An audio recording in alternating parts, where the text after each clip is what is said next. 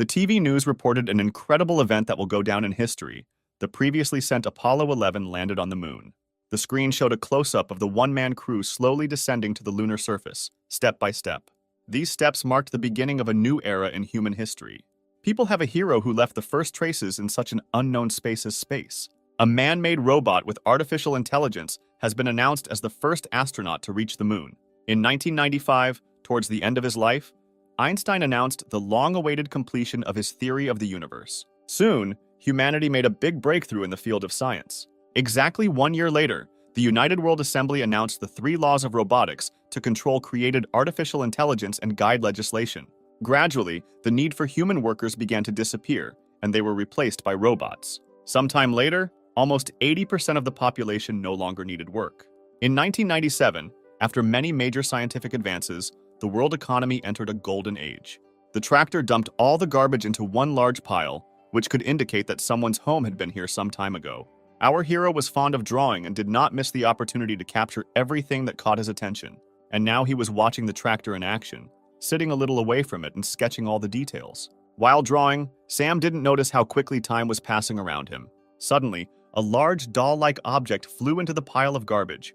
This caught the hero's attention, causing him to flinch in surprise. Taking a closer look, he realized that it was a broken robot. The next moment, an idea came to him. At the same time, in her laboratory, the woman was studying the news about a new virus that was sweeping all sectors of the world. One clear symptom of this virus was coughing up blood. Suddenly, the door to the room opened and her grandson's voice reached her. Looking up from the screen, Louise turned to the boy, asking what had happened. Sam said with a happy smile that he had found something amazing. Louise, not understanding what caused such a violent reaction from the guy, asked what exactly he found. He turned sideways to her, showing the broken robot. Seeing him, the woman told Sam to weigh him. Then she would pay him for the scrap metal. But the hero objected that he was not here for that at all. He pointed to the robot's hands, saying that they were moving. Afterwards, Louise came closer and, taking a closer look, said that she could give him more for a functioning power source. But Sam again objected, asking her to save this robot. The woman was very surprised by her grandson's request. He begged her to fulfill his request because she was good at fixing things. Taking out a new cigarette, Louise asked if he had money. The hero replied that he would never force his grandmother to work for free and pressed the button on the watch. After he displayed his score on the screen, Sam showed it to her, saying that it was all he had. She froze for a moment when she saw his balance. After giving him a slap on the head, she said that for 1,500 marks he wouldn't even buy a hamburger. A few days later, a head was attached to the robot and some non-functional parts were replaced. Sam came to inspect his robot after a long 3 days of waiting. He asked his grandmother what the robot had with a face. She replied that this part was the most expensive, and if he wanted to put on a different face, then let him pay for it himself. After her words, the guy again turned his attention to the robot, and having examined it more carefully, asked why all robots wear the same clothes. Louise replied that this is required by law in order to distinguish them from people. Suddenly, the robot's eyes began to glow. A couple of moments later, the robot girl began to slowly rise, which made our hero very happy. After looking around, the robot asked where she was, because she was sure that they had gotten rid of her earlier. The hero sat down opposite her, and taking her hand in his palms, said that he was very glad that she was alive. The robot looked at him for a couple of seconds, and then asked if he was her new owner. The guy nodded and told her his name. When he asked her name, she didn't understand what the guy meant and gave her model number. Sam cocked his head to the side, saying it was too weird a name. Then he looked around. On the table, the hero noticed a package of chocolate. The next moment, he snapped his fingers, screaming that this was perfect. Then he turned to the robot and said that from now on he would call her Jane. Louise said that her work is finished, and now the guy can take the robot and leave, because she has a lot of work left. After thanking her, the hero headed for the exit, saying that next time he will have enough money to buy a new face for Jane. The woman stood without turning around all this time, waiting until the door slammed on the other side. When Sam left, a suppressed cough broke out. After the attack passed, Louise saw that her entire palm was covered in blood. She realized that the symptoms of the virus had appeared, and she didn't have much time left. Sam returned with Jane to his house. Having started to sort out the rubbish that had accumulated inside for quite a long time, she accidentally broke a plate. The hero looked away from the canvas and asked if everything was okay with the robot. She apologized and started cleaning up the pieces. The guy who stood up replied that she shouldn't worry about it, because he found it in a landfill, and it wasn't of much value. Having settled down next to her, Sam began to help her, and in the process asked Jane to call him something else, and not master. She didn't have time to answer anything when she accidentally touched a mountain of rubbish behind her, after which everything fell to the floor. Sam just screamed that it was amazing. Inspecting the resulting mess, he said that he had long dreamed of cleaning it all up. Jane apologized to him, saying that her neural network parameters were damaged, so her motor functions were very limited. She was very upset that at the moment it would be very difficult for her to be useful for her master. The hero replied that everything was fine and nothing needed to be done for him. After his words, Jane approached him and quoted one of the laws, which states that a robot cannot allow people to get hurt due to its negligence. She explained that following this law, it is necessary to get rid of robots that are not able to help the owner for one reason or another. The guy looked at her in surprise when she told him to get rid of her if she stopped being useful to him. He scratched his head, saying that he had not studied these laws before. Afterwards, he asked for some time to think. A few minutes later, he got a great idea. The hero said that he wants to see Jane smile. She looked at him with confusion. The guy explained that now this is impossible because of her doll head. Then he translated the image from the clock, saying that he had a plan to implement his idea. Sam showed her an advertisement for an upcoming art competition in 3 months and told her that the grand prize would be enough to buy her a new face. After listening to him, Jane said that she was not able to smile. Even she would have a face suitable for this. The hero didn't let her finish, asking how she knew this if she hadn't even tried. He said he was looking forward to seeing her smile. Taking her hand, the hero smiled softly and said that he believed that Jane would succeed. Afterwards, he stood up and, stretching, asked if she had any ideas worthy of first place. She thought for a few seconds. A moment later, Jane spoke about his request earlier, informing him that one of the laws forbade her to address the owner by his name. Raising her head, she asked if Mr. Sam could address him. The guy smiled, answering that this option suits him. In the evening, they headed to the landfill together, collecting things that interested the hero. That night, they fell asleep together. The days passed by. Sometimes they visited Louise, helping her with the cleaning. In the evenings, Sam spent his time drawing, trying to draw something worthy of first place. Louise spent these days conducting her research, waiting for the disease to finally get the better of her. On one of these days, her grandson burst into her laboratory with joyful cries. Showing her his award for the competition, he said that he managed to take first place. The woman looked in surprise at the joyful boy. When he asked if he could now buy a new face for Jane, Louise just smiled. A week later, the robot's face was changed from a doll's to a human's. The hero was beside himself with joy. Looking at herself in the mirror, Jane assumed that some kind of mistake had occurred because her eyes and face shape looked strange. But Sam convinced her otherwise. He reminded her of his request earlier and asked her to try to smile. Jane had difficulty controlling her facial expressions and, squeezing out some distant semblance of a smile, asked if this was what the hero meant. The guy didn't know what to answer her and could only stand silently. When she tried a new expression, he admitted that it looked very creepy. A sudden cough behind him caught his attention, and Sam turned to Louise. Seeing that my grandmother sat down on the floor, holding her hand on the table, he asked what happened to her. Sam wanted to touch her, but the woman shouted at him to move away from her. The next moment, she stood up and said that she was just a little tired, so she needed to rest a little, and it was time for Sam to go back. The hero looked at her doubtfully. Afterwards, he went outside with Jane, saying that if she needed anything, she could call him at any time. Having said this, the guy slammed the door. Left alone, Louise slowly walked towards the mirror, struggling with new coughing attacks. She leaned her hand on the mirror, smearing her blood on it. Raising her head, the woman saw that her eyes had already begun to turn red. Walking along the village, Sam shared his worries about the health of Grandma Jane.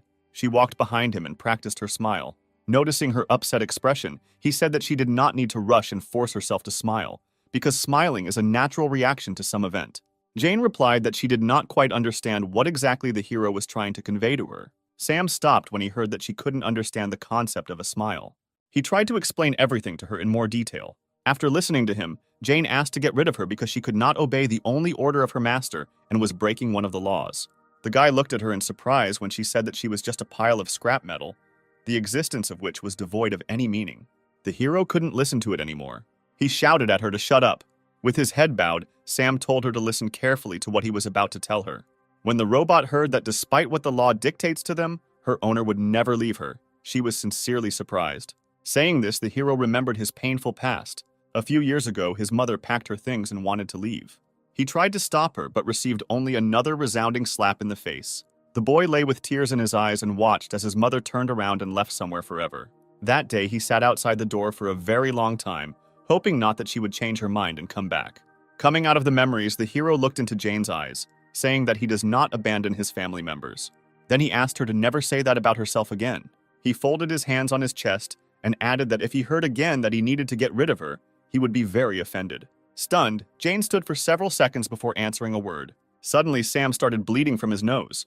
The robot girl, who did not expect this, watched this in surprise. A second later, she leaned towards her equally surprised master, asking what had happened. But Sam was unable to answer her due to a sudden bout of coughing up blood. He fell to his knees, coughing up blood. A few minutes later, the hero lost consciousness, and the robot girl put him on her back. She activated navigation mode to find the nearest hospital. A couple of seconds later, Jane received the necessary data and immediately headed in the indicated direction. Suddenly, something caught her attention. Wary, she decided to stop. The street ahead was on fire and people turned into monsters and devoured each other. Some tried to escape from the crowd of zombies, but eventually they overtook their victims. One of the men who contacted tried to break into the telephone booth of his victims. Jane turned to the system to find out the details of what was happening around her. She waited for several seconds to connect to the central database. Suddenly, heavy footsteps were heard behind her and Jane turned around. A zombie was approaching them. The robot decided to scan the person in front of it. She walked throughout the body, collecting data. A moment later, it was determined that the creature was no longer human. Jane realized that he and his kind posed a serious threat to her master. The zombie has virtually no traces of human DNA, which gave her a free hand.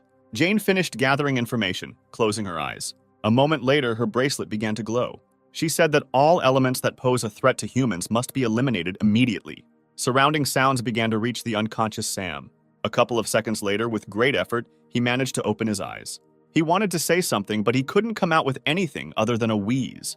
Having given up these attempts, he paid attention to what was happening around him. The houses were on fire, the street was strewn with dead bodies of people, while others behaved strangely and bit others. Suddenly, there was an explosion somewhere nearby, and the flames ignited with renewed vigor. This attracted the attention of the zombies. They broke away from their victims and headed in the direction where the explosion had been heard a second ago. Louise watched what was happening through the window of her house. The woman put out another half-smoked cigarette. The day she feared most had arrived. Louise pushed aside the desk drawer with the pistol inside. Taking it in her hands, she pointed the trigger to her temple, and the next second a shot rang out. At the same time, Jane was still standing opposite the zombie with Sam on her back. He slowly approached his victim. When Jane was about to get rid of the threat, the hero managed to squeeze out the words that she could not do this and extended his hand to her clenched fist. The guy reminded her of the law prohibiting harming people. Although the words were given to the hero with great difficulty, he was obliged to stop her, because robots that violate the law he mentioned are destroyed. Sam asked Jane to promise him that she would never harm people. All this time, the robot girl looked at him in surprise. A moment later, she threw the guy to the ground. Sam didn't understand what caused Jane's reaction, but the next second she asked him who he was. The hero asked with confusion what she meant. The robot girl explained that she was unable to identify either his voice or his iris. Scanning the guy once again, she was unable to obtain any information about him, after which she announced that she would classify Sam as another dangerous specimen. Jane was sure that the guy lying in front of her was not her master, so she turned around, saying that she had to find him. The amazed Sam looked at his robot, not believing what was happening. He was able to call out to her only when she moved a few meters away from him, but Jane did not pay any attention to him, continuing to look for her master. Suddenly, Sam had another coughing fit. A couple of moments later, he heard footsteps approaching him and looked up to see who it was. The next second, he saw a crowd of zombies approaching him. At the same time, Jane ran further and further down the street in search of the real Sam. She suddenly stopped when she noticed something strange. A couple of meters away from her stood the same robot girl, and the man sitting in front of her asked her for help. She also scanned him to verify his identity, just as Jane had done earlier. A couple of seconds later, the robot girl said that the man was not her master, after which she lost all interest in the man calling out to her. She went in search of her owner, gradually moving away from this place. Jane turned around when she heard another robot's voice behind her. Nearby, a robotic man sat next to the body of his dead owner. Closing her eyes, he said that, following the law to ensure the confidentiality of the owner in the event of death, all data on the robot must be deleted. Within a few seconds, automatic erasure of all data will begin. Looking around, Jane discovered many robots similar to her, in search of their owners and those who were preparing to erase all data. Sometime later, she reached the house where she and Sam had lived all this time. Opening the front door, the robot girl stepped into an unlit room. Having scanned everything inside, she discovered that there was no one here except her. Suddenly, something caught her attention.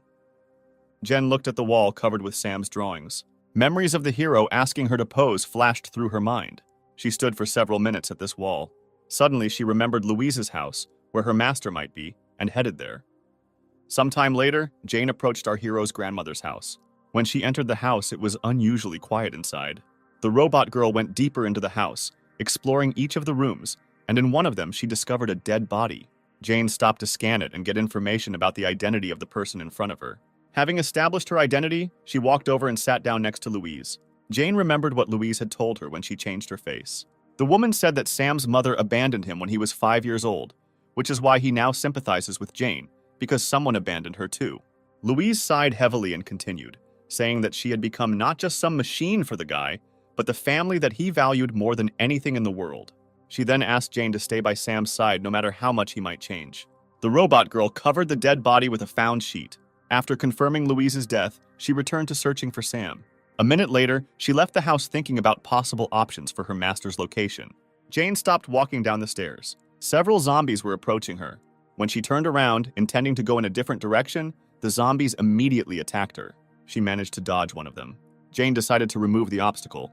Gathering all the strength in her fist, she rushed at the zombies. But a guy suddenly jumped out and blocked her path. Jane scanned the man who stopped her, trying to determine his identity. The robot girl noticed that he had a biological signature similar to Sam's. Suddenly, the hero let out a roar. The guy tried to drive other zombies away from Jane in a similar way.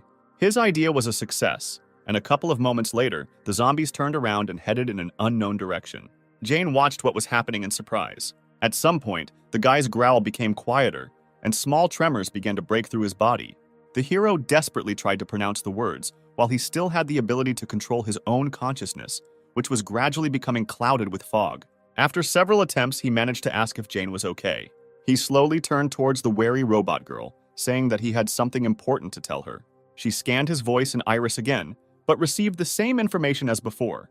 The man's identity was impossible to determine. Sam continued to approach her.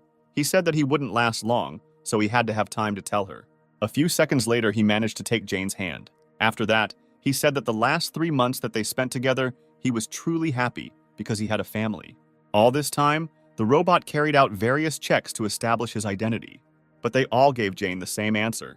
Suddenly, Sam was overcome with weakness and fell to his knees, the robot supporting him by his arms, preventing his torso from collapsing to the ground. Jen recalled various moments and desperately tried to convince herself that the guy in front of her was not her master. But his words and attitude towards her were no different from the real Sam. At some point, unconsciously to herself, she began to cry. Sinking to the ground, Jane hugged the guy, recognizing him as her master. She called his name, expecting some kind of response. Her tears fell onto Sam's face. The robot girl lowered her head over his, asking him to look at her face. She wanted him to see her smile, which she finally got after so many attempts. But the hero did not have any reaction. The virus finally took over his body. The next moment, he rose from Jane's lap and was about to bite her. She just watched the guy with tears frozen in her eyes. When he did bite her, Jen only squeezed Sam tighter in her arms. The guy tried to bite her hand, but was defeated over and over again. Due to an unknown virus on this day, the world's population decreased by 70%. An alliance of governments around the world immediately formed an organization to combat this virus and ensure safety by identifying the root cause of its occurrence. After research by the World Health Organization, it was stated that the DNA structure of zombies is significantly different from the DNA of an ordinary person. When the infection rate increased significantly and the government did nothing, people began demonstrating in front of the government building to demand a solution to the problem. Thus, more than 200 days have passed since the appearance of the virus, and the zombie ratio has exceeded 70% of the world's population. People could only believe that scientists would soon figure out a way to get rid of this disease. 230 days have passed since Sam was infected. Jane was checking out the necessary products at the checkout in the nearest store, which still had at least some food left. In the first 3 days, she heard on the news that the virus had spread throughout the world. But now that the network is turned off, she cannot find out news from outside. After putting the groceries into a bag, she thanked the former zombie salesman.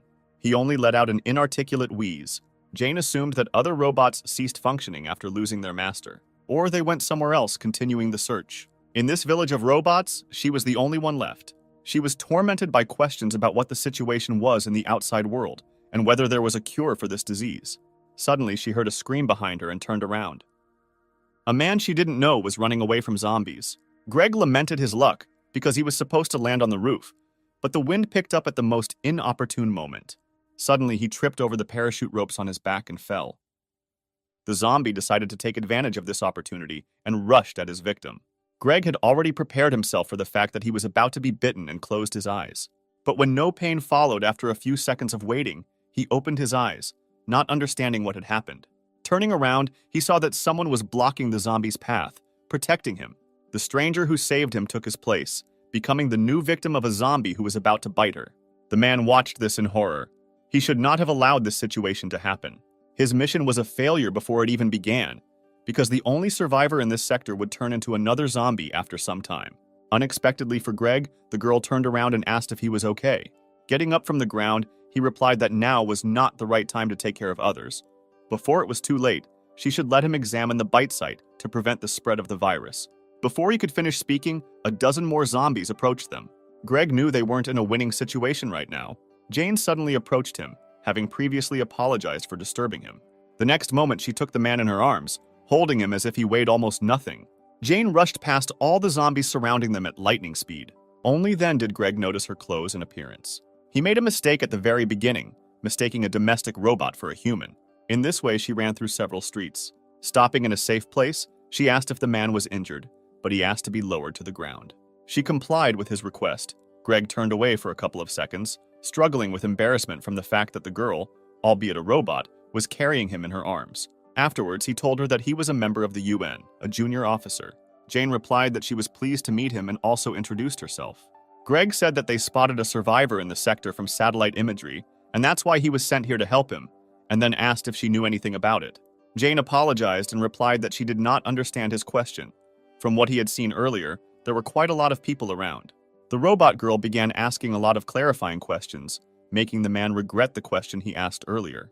He stopped her, asking her to just take him to her master. When Jane agreed to his request, Greg breathed a sigh of relief. He knew that robots could not recognize zombies as their master. Greg assumed that since this robot was still here, then there was only one person left who was not infected. The man was watching Jane carefully when she suddenly smiled. Greg stopped and asked in surprise if he thought she had just smiled.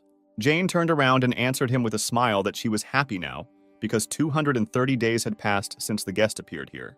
Greg looked at her in bewilderment. He was sure that robots could not smile, much less experience any emotions. A few minutes later, they arrived at Sam's house.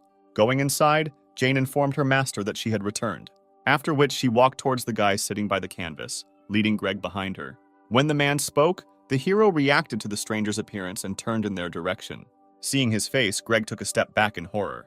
At the same moment, Sam rushed at him. Jane grabbed the guy by the torso, preventing him from attacking the man. She said that this man came here to help them, but the guy did not react to her words, trying to escape from her grip. Greg grabbed the weapon, pointing it at Sam. The man did not understand what this robot was doing. He asked if her original plan was to lure him here and make him zombie food. Jane replied that she understood why he thought this way and asked him to calm down and listen to her. But Greg was not going to listen to her any further and interrupted and said that he would kill this zombie. After his words, Sam's gaze changed. Jane asked that they listen to her first and said that her master would not do anything bad to Greg. Sam understands what she is saying. The man objected that this could not be true. The robot girl reminded him of one of the laws, which clearly states that robots cannot lie to people in any situation. Afterwards, she slowly let the guy go, saying that he would no longer attack. The man watched in surprise as Sam actually stopped trying to attack and just stood there while small tremors ran through his body. A moment later, the guy looked at the man calmly. Confused, Greg hesitantly lowered the gun. A few hours later, the sky began to take on the pink hues of sunset. Happy Jane was setting the table. Greg felt awkward having dinner with the zombie sitting opposite him, who was watching the man with interest. At one point, he turned to Jane, saying that he had never seen a zombie understand someone's words before. He asked if she used any means on the guy, or if she was using some special frequency that only zombies could understand. Jane replied that Sam used to bite her whenever possible. He also could not eat normal food and constantly threw everything around, making a mess. She was reassured by the fact that those infected did not die or become weaker, even if they did not eat. But one day she noticed something strange. Her master began to eat living creatures like rats. Because of his illness, he became more violent, and Jane did not know how to care for him in this condition. But after 3 months, the violent actions decreased, and he gradually began to understand her words. Now Sam can understand simple communication. Stretching out her hands to him, she said that at the moment, she herself did not know why her master's condition was gradually improving. Hugging him, Jane said that she believed that this virus could be destroyed and the affected people healed. Greg listened in amazement to the robot girl's story. She was silent for a couple of seconds, after which she looked up at him, in which some hope was read. This was the first time the man had heard of someone believing that this was just a disease from which one could be cured. He tried to understand the reason why this robot perceives zombies as people. Suddenly, she asked if she could ask Greg one question. Having received his approving nod, Jane asked what the situation was in the outside world. The man replied that the situation outside has not changed much. The number of zombies is constantly increasing. Although scientists are conducting an in-depth study of the virus, they have not been able to make any progress in anything. He said that the government is inactive, and now everyone understands that they are in a hopeless situation, and such a thing as hope has long left them. Jane listened to his story in horror. After a short pause, Greg continued, saying that this was exactly the situation a month ago. But now everything is different. The government has finally presented a plan that can help solve the current situation. Rising from the table, the man said that he couldn't share much at the moment. The only thing he was sure of and what he could promise her was that within 6 months, they would be able to deal with the virus and put an end to it all. He then sat down next to Sam, saying that he was a special case. The man was not sure whether the boy could be healed, but if Jane sent him to a medical laboratory, then there she would definitely be able to get a definite answer. Opening the front door, he promised that as soon as he returned, he would send a rescue team here, so they would only have to wait a little. After his words, Jane bowed, thanking him for his help. When Greg got outside, it was already deep night. Taking out the photo, he was disappointed that there was no survivor here after all. And the one spotted from the satellite turned out to be an ordinary household robot capable of smiling. The current situation might even seem funny to him if it weren't so serious. The call he received distracted him from his thoughts. When Greg answered the call, he was asked to report on the situation. He said that as a result of searches in this sector, no survivors were found. The image they received from the satellite belonged to a domestic robot. At the same time, Jane tried to wash Sam, who tried to resist her, but she smiled and tried to explain to him the importance of this process. Looking up from the report, Greg noticed someone approaching from the side. Noticing his target, the zombie attacked him, but the man reacted faster, and the next moment he shot at the zombie. As he approached, he shot several more times at the dead body. Greg thought for a couple of seconds, remembering today's events. After stepping on the dead zombie's head, he said that there was no more important information worth sharing. The man concluded his report by saying that there was only a defective robot that mistakes zombies for people. After listening to him, the officer said that in this case, they could count it as a violation of the law on robot vagrancy. Then he said that the punitive detachment was currently carrying out a cleanup operation 500 kilometers from this sector. They will immediately be given an order to destroy all monsters in Greg's sector. A couple of moments later, they contacted the commander of the punitive squad, providing the coordinates. Unsuspecting Jane and Sam were enjoying their time in the bathroom. The next morning, the punitive detachment moved towards its next target. At the same time, Sam was scratching the wall with a stationary knife. Jane, who was cleaning, looked at him excitedly. The hero didn't pay attention to anything, carefully applying new scratches to the wall. At some point, Jane approached him and took the knife, asking him to be careful. When the knife was in her hands, the robot girl decided to pay attention to the wall. Raising her eyes, she froze in amazement for several seconds. Sam scratched her picture on the wall. She turned her gaze to the guy and joyfully asked him if he portrayed her. The hero nodded his head, confirming her guess. Jane looked at the image again with delight. Sometime later, she went to the store. While choosing various objects to draw, the robot girl beamed with happiness because her master had shown interest in something for the first time. It seemed to her that the damaged parts of the brain were beginning to recover, and the disease began to gradually recede. That is why, for the first time, she felt that she was flying home on the wings of happiness. She covered most of the distance by making long jumps. A sudden sound caught her attention. Raising her head up, Jane saw several planes flying past. She thought that this was the same rescue unit that Greg had told her about. But a moment later, scanning the passing plane, she realized that something was wrong. This model is clearly not used as a rescue aircraft. Her eyes widened in surprise as the realization dawned on Jane that they were being used for bombing. A couple of seconds later, the village was attacked and terrifying explosions were heard everywhere. Zombies burned alive in the flames that engulfed everything around them. Jane was thrown aside by the force of the explosion. She hit her face and fell to the ground. Slowly rising, the robot requested access to the database, trying to find out at least something about what was happening now. Sudden gunshots and zombie screams caught her attention, forcing her to turn around. What she saw made her freeze for several moments. Armed robots emerged from the raging flames.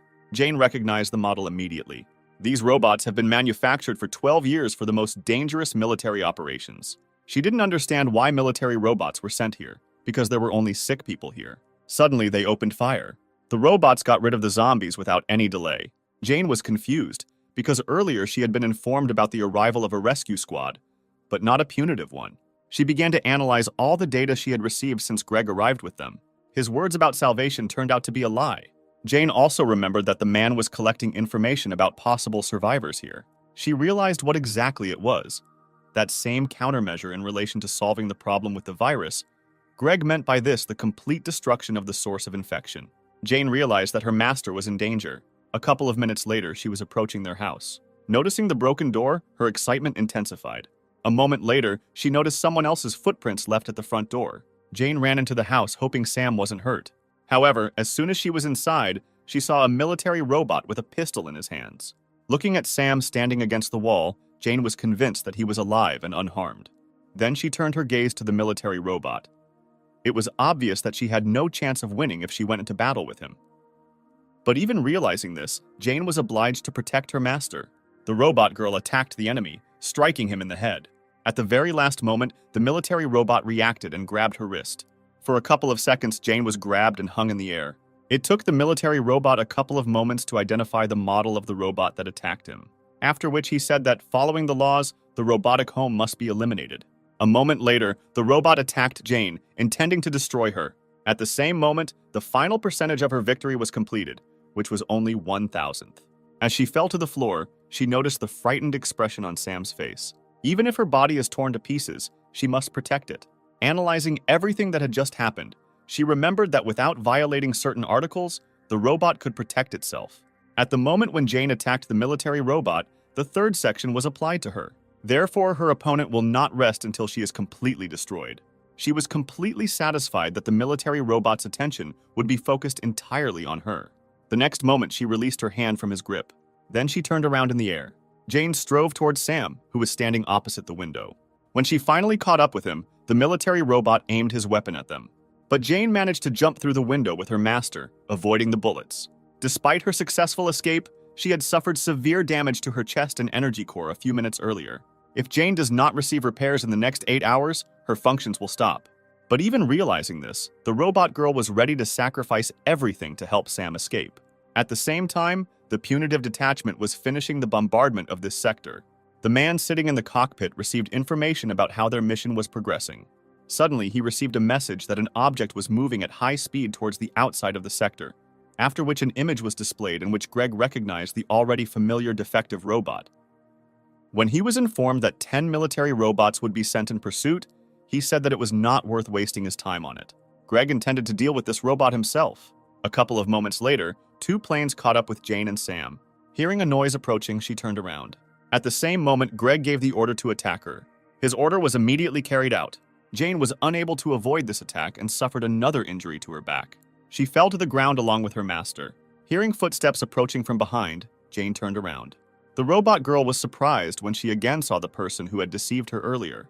Greg, who was standing, told the military robot that they must destroy all the zombies and eliminate objects that interfere with this. Hearing this, Jane looked at him displeased. She already understood that the plan regarding the virus that he told her then was to destroy all those infected. But she did not give up trying to convince the man that the disease could still be cured, judging by the improving condition of its owner. When Jane asked that Sam be shown to the medical team, Greg replied that there was no point. He said that there is no other way to get rid of this virus. After the virus began to spread massively and the government made no attempt, the press began to spread a lot of negative news.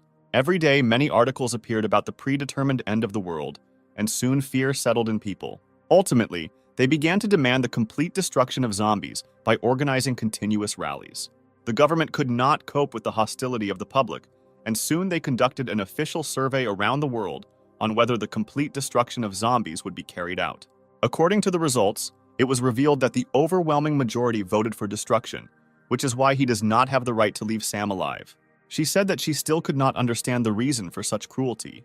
Covering the hero with herself, Jane said that the infected are people just like him. The robot girl didn't understand how people could treat others like that. Exhaling cigarette smoke, Greg asked who exactly she meant by people. Without waiting for an obvious answer from her, he said that no one perceives zombies as people. The man explained that these are only animals that spread a deadly disease. After his words, Jane looked at Sam doubtfully. Greg said that she should know about this better than them, because she is a robot. She looked at her master for a few seconds before answering that she really couldn't recognize Sam as a person. Taking the guy by the hand, she continued, saying that this is only a biological problem, but the fact that her owner remains himself does not change. When Jane said that Sam was still her family, he looked at her in surprise. She clearly remembered the words he had once said to her. Lost in her memories, Jane did not notice how the hand of the robot approaching her was slowly reaching out to her. The next moment, a powerful electric discharge ran through her. Greg threw away the half-smoked cigarette. He even felt a little sorry for this domestic robot. He was sure that she would not have met such an end if she had not been so blindly devoted to her master. It was just a false emotion that was put into her. Afterwards, he ordered the robots to continue the further operation. Having given instructions, the man turned around, heading towards his plane. The remaining military robot threw Jane's immobilized body aside and stood in front of Sam, pistol in hand. He aimed the weapon at the guy's head, intending to get rid of him, but he began to try to say something. The hero reached out to Jane, who was lying a couple of steps away from him, but she did not show any signs of life. At the same time, Jane's mind flashed back to Layla telling her to remain family to Sam, no matter how much he would change in the future. She expected that they would face many difficulties in the future. That is why Layla gave her a special power with which Jane had to protect Sam. A few moments later, the robot girl received a notification that the update download was complete. After that, her body rose up and she was engulfed in a golden glow. This caught the attention of Greg, who had already decided that he was done with her. He barely had time to turn around when half the body of a military robot appeared at his feet. Jane managed to deal with the robot that attacked her in the blink of an eye. The stunned man stood there, trying to comprehend what exactly had just happened. The robot girl decided for herself that from now on, anyone who poses a threat to her master must be destroyed. The hero himself looked at her in surprise. The military robots took up a defensive position, holding their weapons at the ready. Jane came to Sam's defense. Greg didn't understand how this was even possible, because just a minute ago she had been taken out of action. Looking at the robot lying in front of him, many questions appeared in his head one after another. Meanwhile, Jane unfastened one of the buttons on her suit. After the mechanism was activated, a protective dome surrounded the guy. When Sam began to panic, not understanding what had happened, she explained that this dome was intended to protect him, and he just needed to wait a little while she dealt with the enemies. Greg ordered the military robots to destroy Jane as quickly as possible, but not even a couple of seconds had passed before their heads were blown off. The shocked man did not even have time to understand what happened. Turning around, he saw Jane standing with the head of one of the military robots in her hand. He was amazed at her speed. Coming to his senses, he asked how this was possible. He couldn't understand how an ordinary robot got so many fighting skills, but she ignored his question, turning in the opposite direction. Then she ran in an unknown direction. According to the data that Jane received, it was established that there were several more squads of military zombies in the center. They have already destroyed almost half of the infected, and they have enough chances to become a threat to its owner. Jane was determined to incapacitate each of them. At some point, the military robot sensed someone approaching from behind and turned around. Jane blew off the head of one of them before the robots had time to react and began to attack her. The next moment, she knocked out another one with a kick. One military robot hid among the ruins and aimed at Jane from a safe distance. A moment later, there was a deafening explosion. The robot was confident that it had gotten rid of its target. Contrary to his expectations, Jane was already above him. She landed directly on him, thereby destroying the enemy's body. Greg at this time received endless messages about losses. He was shocked that an entire battalion was destroyed in 10 minutes by just one faulty house robot. Having gotten rid of all the military robots, Jane headed back to him. Greg commanded that the hangar administrator module be launched. The military, who had set up a camp nearby, received a message from their commander and unlocked hangar number 6. A robot of impressive size appeared from behind the open door, after which he was given an order to eliminate his target. Meanwhile, Jane rushed back to her master. Greg panicked when he noticed her approach. He shouted for the sent robot to hurry up. A couple of moments later, Jane's path was blocked by a new enemy. The man was glad that this robot arrived on time. Even if it is shameful for a robot of his level to fight with some domestic robot, but with his combat power, Greg will be able to get rid of Jane. At the same time, she studied the enemy, trying to discover weak points. The next moment, Jane struck him with a blow that caused his body to shatter into pieces. Greg was once again shocked by what happened. Not believing his eyes, he looked at what was left of the body of his best combat robot. He was brought out of his stupor by Jane's words that her mission was over and 116 robots had been eliminated. Now the man was looking at her in horror. When she started to approach, he shouted at her not to come near him. But seeing that Jane was not reacting to his words, he grabbed the gun. The next moment, Greg pointed the gun at Sam, hoping it would make her stop. But when this action had no effect, he voiced his intention to shoot the guy in the head. Jane just frowned, getting closer and closer with every step. Ultimately, Greg did shoot. But the barrier surrounding Sam did not allow the bullet to reach the guy, and the bullet flew in the opposite direction. The man was unable to dodge, and the bullet went through his thigh. Jane approached her master to remove the barrier. After turning to Greg, who was crumpled in pain, saying that people are afraid of the disease and abandon their fellow men. But she did not intend to act like them and would never give up her family. Turning around, Jane finally said that until the very end, she would look for a way to cure this disease, after which she headed off with Sam in an unknown direction, leaving Greg alone. Looking at the retreating backs, he felt that he was obliged to urgently inform his superiors about everything that had happened here today. A few hours later, Jane and Sam were at the grave. The robot girl thanked Louise for installing a system with which Jane managed to protect her master. She told her that she was going on a trip with Sam. Holding her gaze on the carved name, she continued, saying that they could no longer rely on outside help. Jane will look for a cure for Sam and will definitely cure him. When this happens, they will return here again. So she asked Louise to wait a little longer for them. Then they slowly set off. Along the way, Jane shared that she was thrilled to be traveling with her master for the first time and asked if he felt the same. Sam answered her, trying to express the same emotions. At that moment, she thought about Greg's first reaction when he first saw Sam. He was greatly surprised when he learned that her master was able to understand words. Greg wasn't lying when he said Sam was a special case. According to the data received, she knew that any type of virus accounts for another 1% of all humanity, and it is this 1% that has antibodies to the disease. Jane suggested that Sam was one of these people, and that in the future, he would become an important key in finding a cure. That is why their first task was to find the right person to confirm the presence of antibodies in her master. Suddenly, there was a noise from an airplane above them. Surprised, Jane immediately stopped. The discovery of an escaped zombie and a robot was reported. Jane managed to put a barrier around Sam while she fought the enemies. The robot girl was ready to challenge the whole world to protect her master. 15 days have passed since they left the village. Jane was surprised to find a barricade and they stopped a few meters away from it. It must have taken a lot of time to build something like that, and it was the question of when they managed to do it that haunted her.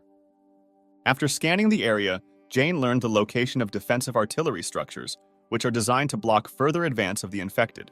If they got too close to them, it wouldn't end well, so she decided they should go somewhere else. Looking at the sky, Jane assumed that it would start raining soon and they should hurry. A moment later, confirming her thought, the first drop fell from the sky.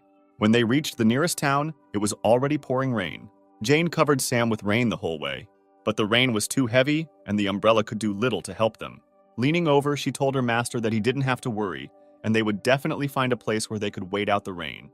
The guy was pointing his finger somewhere, trying to tell her something. Looking where Sam was pointing, Jane noticed the light of a lantern in one of the houses. She approached and knocked on the glass, asking if anyone was there. But instead of answering, the barrel of a gun appeared from behind the broken glass. A red-haired girl appeared and asked who the uninvited guests were. Jane said that she is a domestic robot and the girl need not be afraid of them. The owner of the gun was surprised that there were still robots in the area. Jane replied that she and her master were currently in the middle of a journey and saw a light here while passing by. When the hero raised his head, Maria drew attention to his eyes and pointed the gun at him. She asked Jane why she was dragging zombies around with her. The robot girl covered Sam with herself, answering that he was safe for others and did not attack anyone.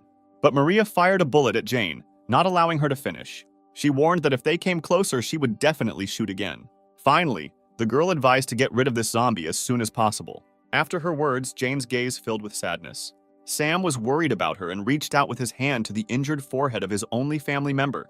Smiling, she said that she was fine and that this damage would be repaired automatically within 10 minutes. Moving away from this house, Jane took a last look at it. She had the opportunity to personally verify that people were really very afraid of the infected, but she could not leave everything as it was. Maria's younger sister excitedly asked if her sister had killed that girl, but she replied that it was a robot and it was impossible to kill her with a regular gun.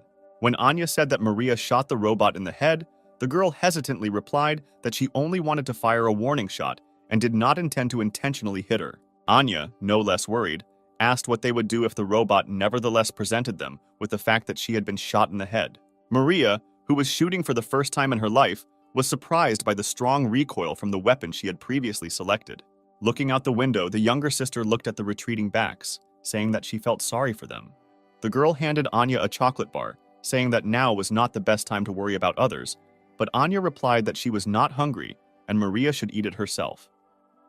But she insisted, saying that Anya had not eaten anything since yesterday. Her younger sister crossed her arms over her chest, answering that Maria herself had not eaten for 3 days. Thus they argued for some time. They were interrupted by Jane reappearing. Maria immediately grabbed her gun and pointed the gun at her and asked why she was here again. The robot girl raised her hands asking to be listened to. After that, she picked up a large box of food, saying that she couldn't pass by and decided to help them by collecting some food from the nearby market. Seeing this, the sisters could no longer think about anything other than the food in front of them. At this time, the sisters were enthusiastically gobbling up food on both cheeks. Anya thanked Jane with tears in her eyes, saying that they had not been able to eat properly for several days. She smiled and replied that there was still a lot of food left, and if they wanted something else, they could say so at any time. Drawing attention to Sam, who was standing with his back to them, the girl asked why he did not eat with them. Jane replied that he was sick and could not eat normal food at the moment. Frowning, Maria asked if she was planning to fatten them up so that she could later feed them to her master. Jane assured her that this was not the case. Anya did not take her interested gaze off Sam. She walked over and touched his back, getting his attention. A couple of seconds later, the surprised hero turned to her. Anya could not hide her joy. Her sister immediately jumped up from her seat, telling the girl to immediately move away from him. But she ignored her and, shaking Sam's hand, offered friendship. The guy hummed uncertainly. Alarmed, Maria repeated her request again, but in a more insistent voice. Dissatisfied, Anya turned to her sister, reminding her that Sam was not dangerous, then asked him if he would eat her. He shook his head negatively. The girl smiled happily, saying that he was friendly. Maria could hardly contain her emotions when her sister suggested how nice it would be if other zombies were like Sam and their mother remained alive. At dawn, the rain finally stopped. The zombies were still wandering around aimlessly. For the first time in a long time, Anya was able to sleep peacefully without nightmares. Maria patted her sister on the head and thanked Jane for her help. Smiling, she replied that she was also grateful to them, because it was the first time that her master looked like his former self. Removing her hand from Anya's hair, the girl asked Jane and Sam to leave them as soon as possible, causing the surprise of her guest. Taking a photo from the shelf, Maria explained that she was very worried about Sam being a zombie. She said that 2 months ago their neighbor also became infected. Ultimately, their mother died. One morning, the woman left the house to find food for them. But not even a couple of minutes had passed before zombies surrounded her and ate her alive. Maria watched this with tears in her eyes. She could not even go out to help her mother. Clutching the photo to herself, the girl said that Anya was sleeping at that time and did not see that tragic scene. But Maria could not cope with her hatred of zombies. Then she repeated her request that they leave this house. Bowing her head, Jane replied that being a robot, she had no right to refuse a person. But before leaving, she asked Maria if she would like to listen to some interesting information. The interested girl asked what exactly the robot wanted to tell her. Jane said that if they went west, about 20 kilometers from here, they could find a barricade built by people, and there Maria and her sister could get help. She also said that she could take them there. It was difficult for the girl to believe her words. She replied that everything outside was crowded with zombies, and they would not be able to overcome such a long distance in such a situation. Jane just smiled, saying that she already had everything she needed to get to that place. Zombies wandered along one of the streets of the city, hoping to find a new victim. A sudden sound caught their attention and made them turn around. A moment later, a truck drove past them. Maria, clutching her sister in her arms, shouted at Jane to drive at a slower speed. But she replied that they should hold on even tighter, because she intended to increase the speed. Thus, the truck rushed through numerous streets. Maria asked if everything would really be fine. Jane told her that she had calculated everything and there was no reason to worry. The robot girl turned to her and smiled, asking her to trust her. Suddenly, Maria pointed in front of her and shouted for Jane to look ahead. A lot of zombies were moving towards the truck. Jane told everyone to hold tight. The next moment, the truck increased its speed. The sisters, not used to this, screamed in horror. They rushed through the crowd of zombies with lightning speed. The zombies did not have time to react to the truck flying past them. Thus, they left there unharmed. Anya looked at Jane with admiration, saying that she drives a car very cool. Sometime later, they left the city. What Jane saw the next moment made her wary. The highway was strewn with cars that had driven into each other, with zombies wandering among them. Jane analyzed the situation and realized that there was not enough space on the road for them to pass safely. Maria told the robot girl to step on the gas and drive without stopping. She had no intention of sparing the monsters that ate people. Seeing that Jane was not reacting to her words, Maria ordered her to shoot down everyone who got in the way of the zombies. She did not move for a couple of seconds, wondering whether to carry out this order. Then she pressed the gas pedal. The truck was heading straight towards a crowd of zombies. Maria, overcome with rage, screamed for Jane to kill them all. But suddenly the truck changed its direction, turning to the side. A moment later, they broke through the guardrail, driving off the highway. The frightened sisters screamed in horror. Jane moved along the lumpy surface, leading them further away from the zombies. Dissatisfied, Maria asked why she did not follow her order. Apologizing, the robot girl replied that she could not follow orders that violated established laws. She recalled that according to the first article of the first law, robots cannot harm humans. When Maria objected that zombies were no longer people, Jane replied that no matter how much they had changed, to her, they were still people who needed help.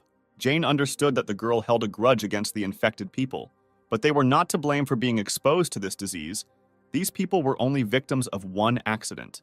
After her words, Maria's gaze filled with rage again. The girl was angry that Jane had written off everything as just a simple accident. At the same moment, the truck turned, entering the road leading past another town. Maria barely held back her tears and said that she could not come to terms with the fact that their mother died due to some accident. She reached out to Jane to get some answers from her about what had happened. But suddenly a zombie appeared in front of them, attracting their attention. Jane began to twist the steering wheel to avoid hitting the zombies. Suddenly, the truck ran over a huge rock. A moment later, he tilted dangerously, freezing near the zombie. But not even a couple of seconds had passed before the truck turned over with a terrible roar and fell on its side. Those sitting inside were thrown aside.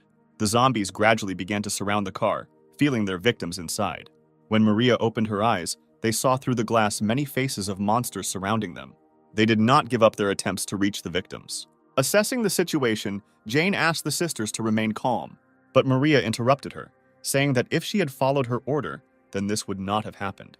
She doesn't care why these people became zombies. All that matters now is that they are monsters who eat other people. If they don't get rid of them, they will eventually become the same themselves. Sitting Sam back down, Jane replied that it was for this reason that she was looking for a cure for her master. Maria looked at her with confusion. The robot girl explained that if she manages to find a cure for this virus, then no one else will suffer. But Maria only laughed sadly, saying that these were just stupid hopes. Afterwards, Jane turned to her master with a request. She asked if he could protect the sisters for 8 minutes. Sam nodded his head affirmatively. After receiving his answer, Jane climbed out of the truck and rushed through the crowd. The zombies gathered at the entrance tried to get inside. Maria and Anya experienced real horror. The hero began to growl and push other zombies away. The girl was surprised that Sam was really trying to protect them.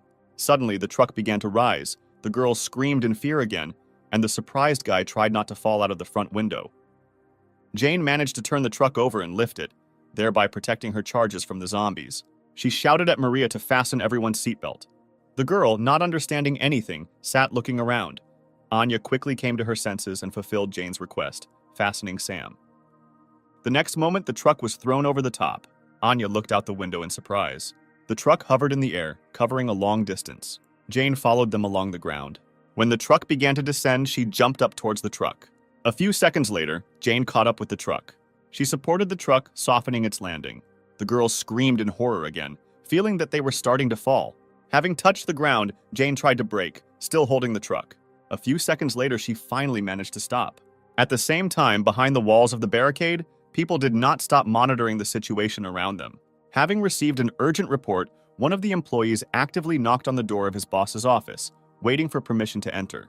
A few moments later, the man gave permission to enter, without raising his head from the numerous documents that littered his desk. When Justin asked what was going on, he was informed about the received surveillance images. His hand froze, pen in hand, right above the document when he heard a truck approaching the barricade, which belonged to a survivor from the contaminated area. Putting his pen aside, Justin reached for his glasses to take them off. He was interested in this survivor he had just been informed about. Jane got behind the wheel again, and now they continued on their way without obstacles in the form of zombies. She broke the silence in the car by turning to Maria.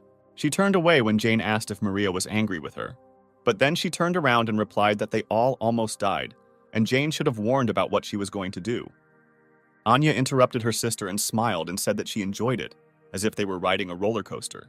A few minutes later, a barricade finally appeared in front of them. Jane told her sisters that they were almost to the point where they could help them. When Anya pointed to the wall and asked what it was, Maria replied that it was the place where the soldiers were who could protect them. She said the days of sitting cooped up, afraid to go outside, and sharing leftover food would finally end. Anya looked at her sister with delight, asking if she could go to school now. The girl smiled and nodded, answering that now they can live the same way as before. Suddenly, they ran over something that made an unpleasant squeaking sound. The next moment, the sisters saw a bright light. The truck hit a mine and flew into the air. Trying to think of a way out of the situation, Jane knocked down the door on her side. She managed to get out of the truck, along with her master and two sisters, before the vehicle hit the ground. Jane landed on the ground, preventing her charges from getting hurt. Afterwards, she excitedly asked if everything was okay. Maria replied that she was fine. She was only hurt a little. The robot girl realized that they had run into a hidden mine. She looked around, scanning the area around her, and saw many mines located throughout the area. A sudden scream distracted her from further inspection. Maria, with tears in her eyes, bent over her unconscious sister, asking her to wake up. Seeing this, Jane ran up to them. The girl asked her what they should do now, but she asked Maria not to shake Anya and let her examine the wounds. Metal fragments reached the girl's stomach, making the situation much more dangerous. Turning towards the structure, Jane said that she would try to contact the people at the barricade, because there should be a doctor there.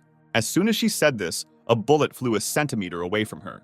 After that, they were told through loudspeakers that they should all leave.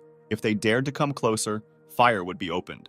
Hearing this, Jane stood up, shielding her master and the girls. She asked not to shoot, because these people were survivors, and one of them needed the help of a doctor. She was told that this announcement was for temporary beings. Justin reported that a few months ago, one survivor had already been rescued, but in the end he was infected, and a couple of days later, an incident occurred that contributed to the rest of the surrounding areas being infected. It was from that day that the government established that all people in the affected areas would be marked as temporary beings, so now they have no right to let them in. Maria couldn't believe what she heard. She didn't want to believe that they had come such a long way in vain, risking their lives. She was filled with resentment, anger, and despair. Suddenly, she screamed for them to be let in, because it was too inhumane to do this to them. Observing this, Justin forbade calling anyone from the infected area survivors and treating them the same way they treat zombies. If they approached, it was ordered to open fire immediately. Suddenly, he was informed that a large number of zombies were approaching the barricade. Zombies flocked to the sound of an exploding mine that attracted them. It was established that they came from neighboring sectors. Justin immediately ordered everyone to take up fighting positions and be ready to fight. At the same time, Sam and Jane turned towards the approaching zombies. What was happening was completely beyond Jane's calculations. She could not believe that the soldiers would really leave them like that. Having regained her composure, she turned to Maria, saying that they needed to get out of here as soon as possible. In a quiet voice, the girl asked what would happen after they escaped from here. She had no idea where to go when zombies were roaming everywhere, and those who could help them refused to do so. Jane tried to calm her down, but the girl interrupted her, saying that everything they do is useless and they will all die in the end. The robot girl decided to bring her to her senses, reminding her of Anya's condition. If she does not receive help in time, she will definitely die. Hearing her name, the girl turned her head towards Jane, who was speaking. The zombie got dangerously close to her, but she did not notice this, expecting at least some reaction from Maria to her words. When two more zombies appeared behind her, Sam ran up to Jane, pushing them back. The robot girl shouted to Maria that she and her master would detain the zombies, so she should take her sister and run. Anya's eyes gradually lost their shine, but she looked at only one point. Suddenly, she asked her sister to turn around and look ahead. Maria hesitantly turned her head, looking where her sister was looking. The next moment, she froze in shock. Among the crowd of zombies, the girl saw her mother. Maria could not believe that in front of her was really her mother, who died before her eyes on that ill-fated day. The sisters froze, looking only at the figure approaching them. Suddenly, Anya smiled, saying that their mother had finally returned to pick them up. Overjoyed, the girl slowly rose to her feet. Maria came to her senses only when her sister headed towards the zombies. She screamed, trying to stop her, but Anya did not hear her and slowly walked into the deadly arms of her mother. She was really happy to see her mother, whom she had missed so much all this time. The girl did not see her as a threat until recently, even when the woman bared her sharpened teeth, leaning towards her neck. Maria screamed with all her might for her sister to leave there, realizing the danger looming over her. But it was too late, because the next moment their mother's teeth closed on Anya's neck, digging deep into her body. Seeing this, Maria, overcome with horror, jumped up from her seat and ran to her sister. At this moment, Jane turned her attention away from the zombie, looking back towards her sisters. She saw several more zombies approaching Anna. Jane immediately rushed to the girl's aid. A couple of seconds later, she was already holding back the pressure of the infected, who were attracted by the smell of blood, while Maria approached her sister. Kneeling down next to her mother, the girl tried to pull her away from Anya. She hoped that the woman would hear her words and stop. The girl tried to explain to her that now her own daughter was in front of her. But seeing that there was no reaction to her words, Maria broke into a scream and, with tears in her eyes, begged her to stop. But her mother only began to bite into Anya's neck more furiously. At that moment, the girl realized that by trying to reach her mother, she was only wasting time.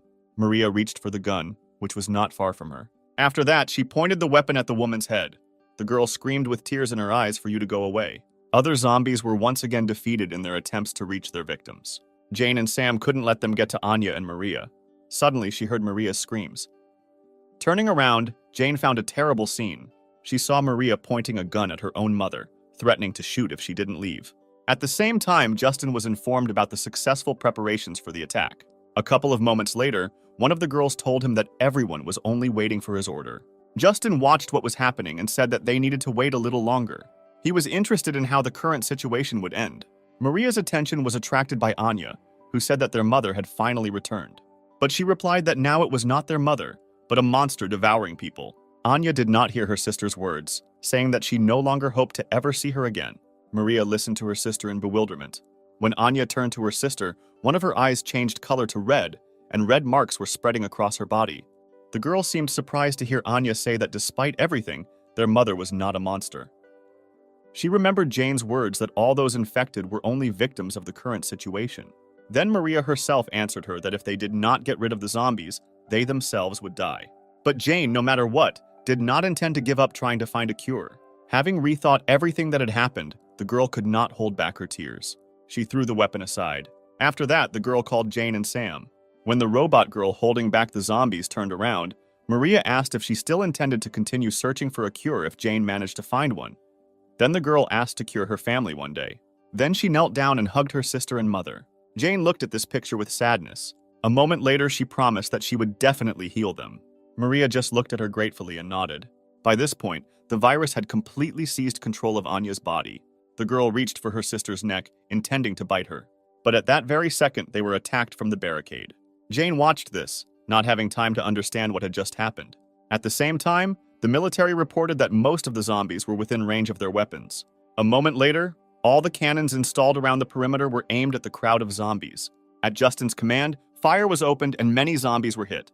Sam dropped to his knees and, screaming, reached for the place where Maria and Anya had been a few seconds ago. The hero could not accept that his friends were destroyed in such a cruel way. Suddenly, Jane's protective dome appeared in front of him. The guy looked at her in surprise. He watched as she stepped forward, standing in the midst of many explosions from gunfire. Suddenly, one of the cannons aimed at her. At the same time, in the command center, Justin gave orders to his subordinates. He considered himself extremely lucky that these children had come to them, dragging a whole crowd of zombies with them, providing the perfect opportunity to get rid of them all in one fell swoop. The man suggested that at this rate, this area could be cleared much faster than they expected. Suddenly, alarms rang throughout the command center, and the color of the lights changed to a dull red. Justin asked what caused the alarm to activate, but the exact reason was not determined. A couple of moments later, he was informed that a very strong release of energy had occurred on the front line. The man asked to show him the camera footage. An image was immediately displayed on the screen, informing them that something was approaching them at great speed. By enlarging the image, everyone saw that it was just a domestic robot. At the same time, the man was conducting a report, reporting all the collected information to his superiors. One day, an ordinary household robot suddenly changed. And in just a couple of minutes, Jane was able to destroy an entire battalion of soldiers. After this, the 93rd Division sent military forces to get rid of it, but they were all defeated.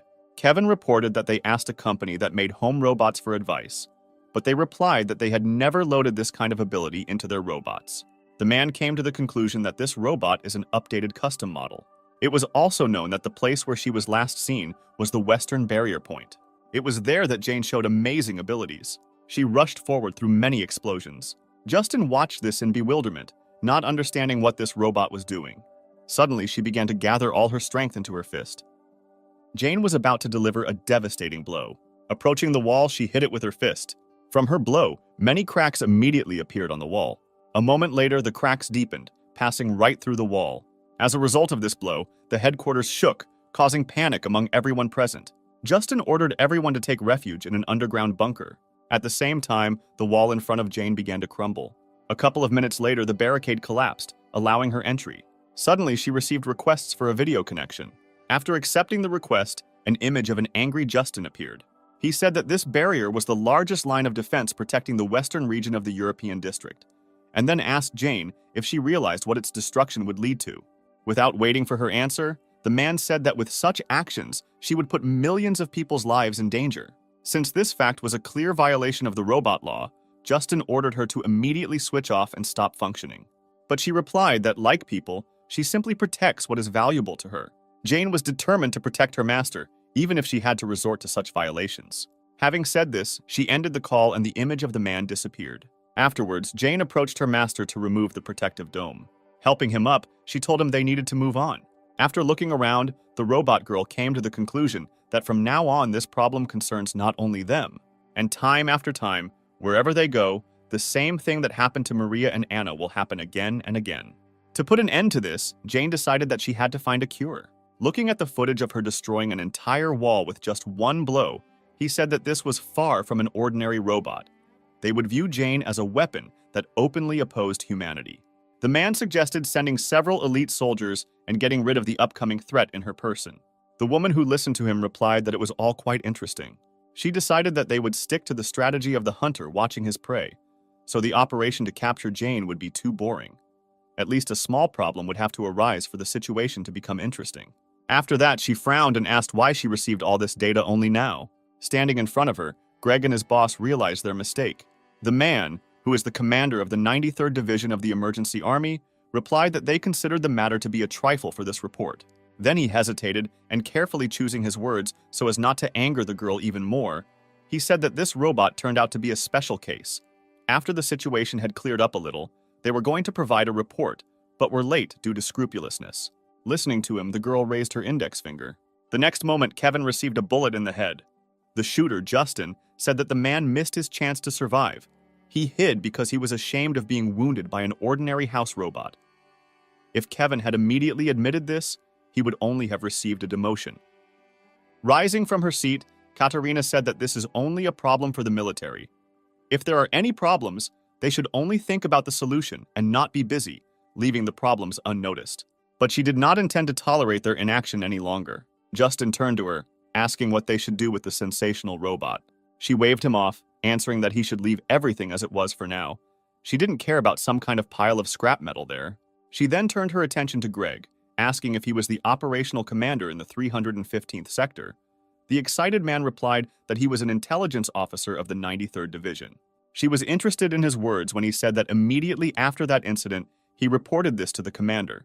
But he said that it was a disgrace to their honor, and they should deal with this robot on their own.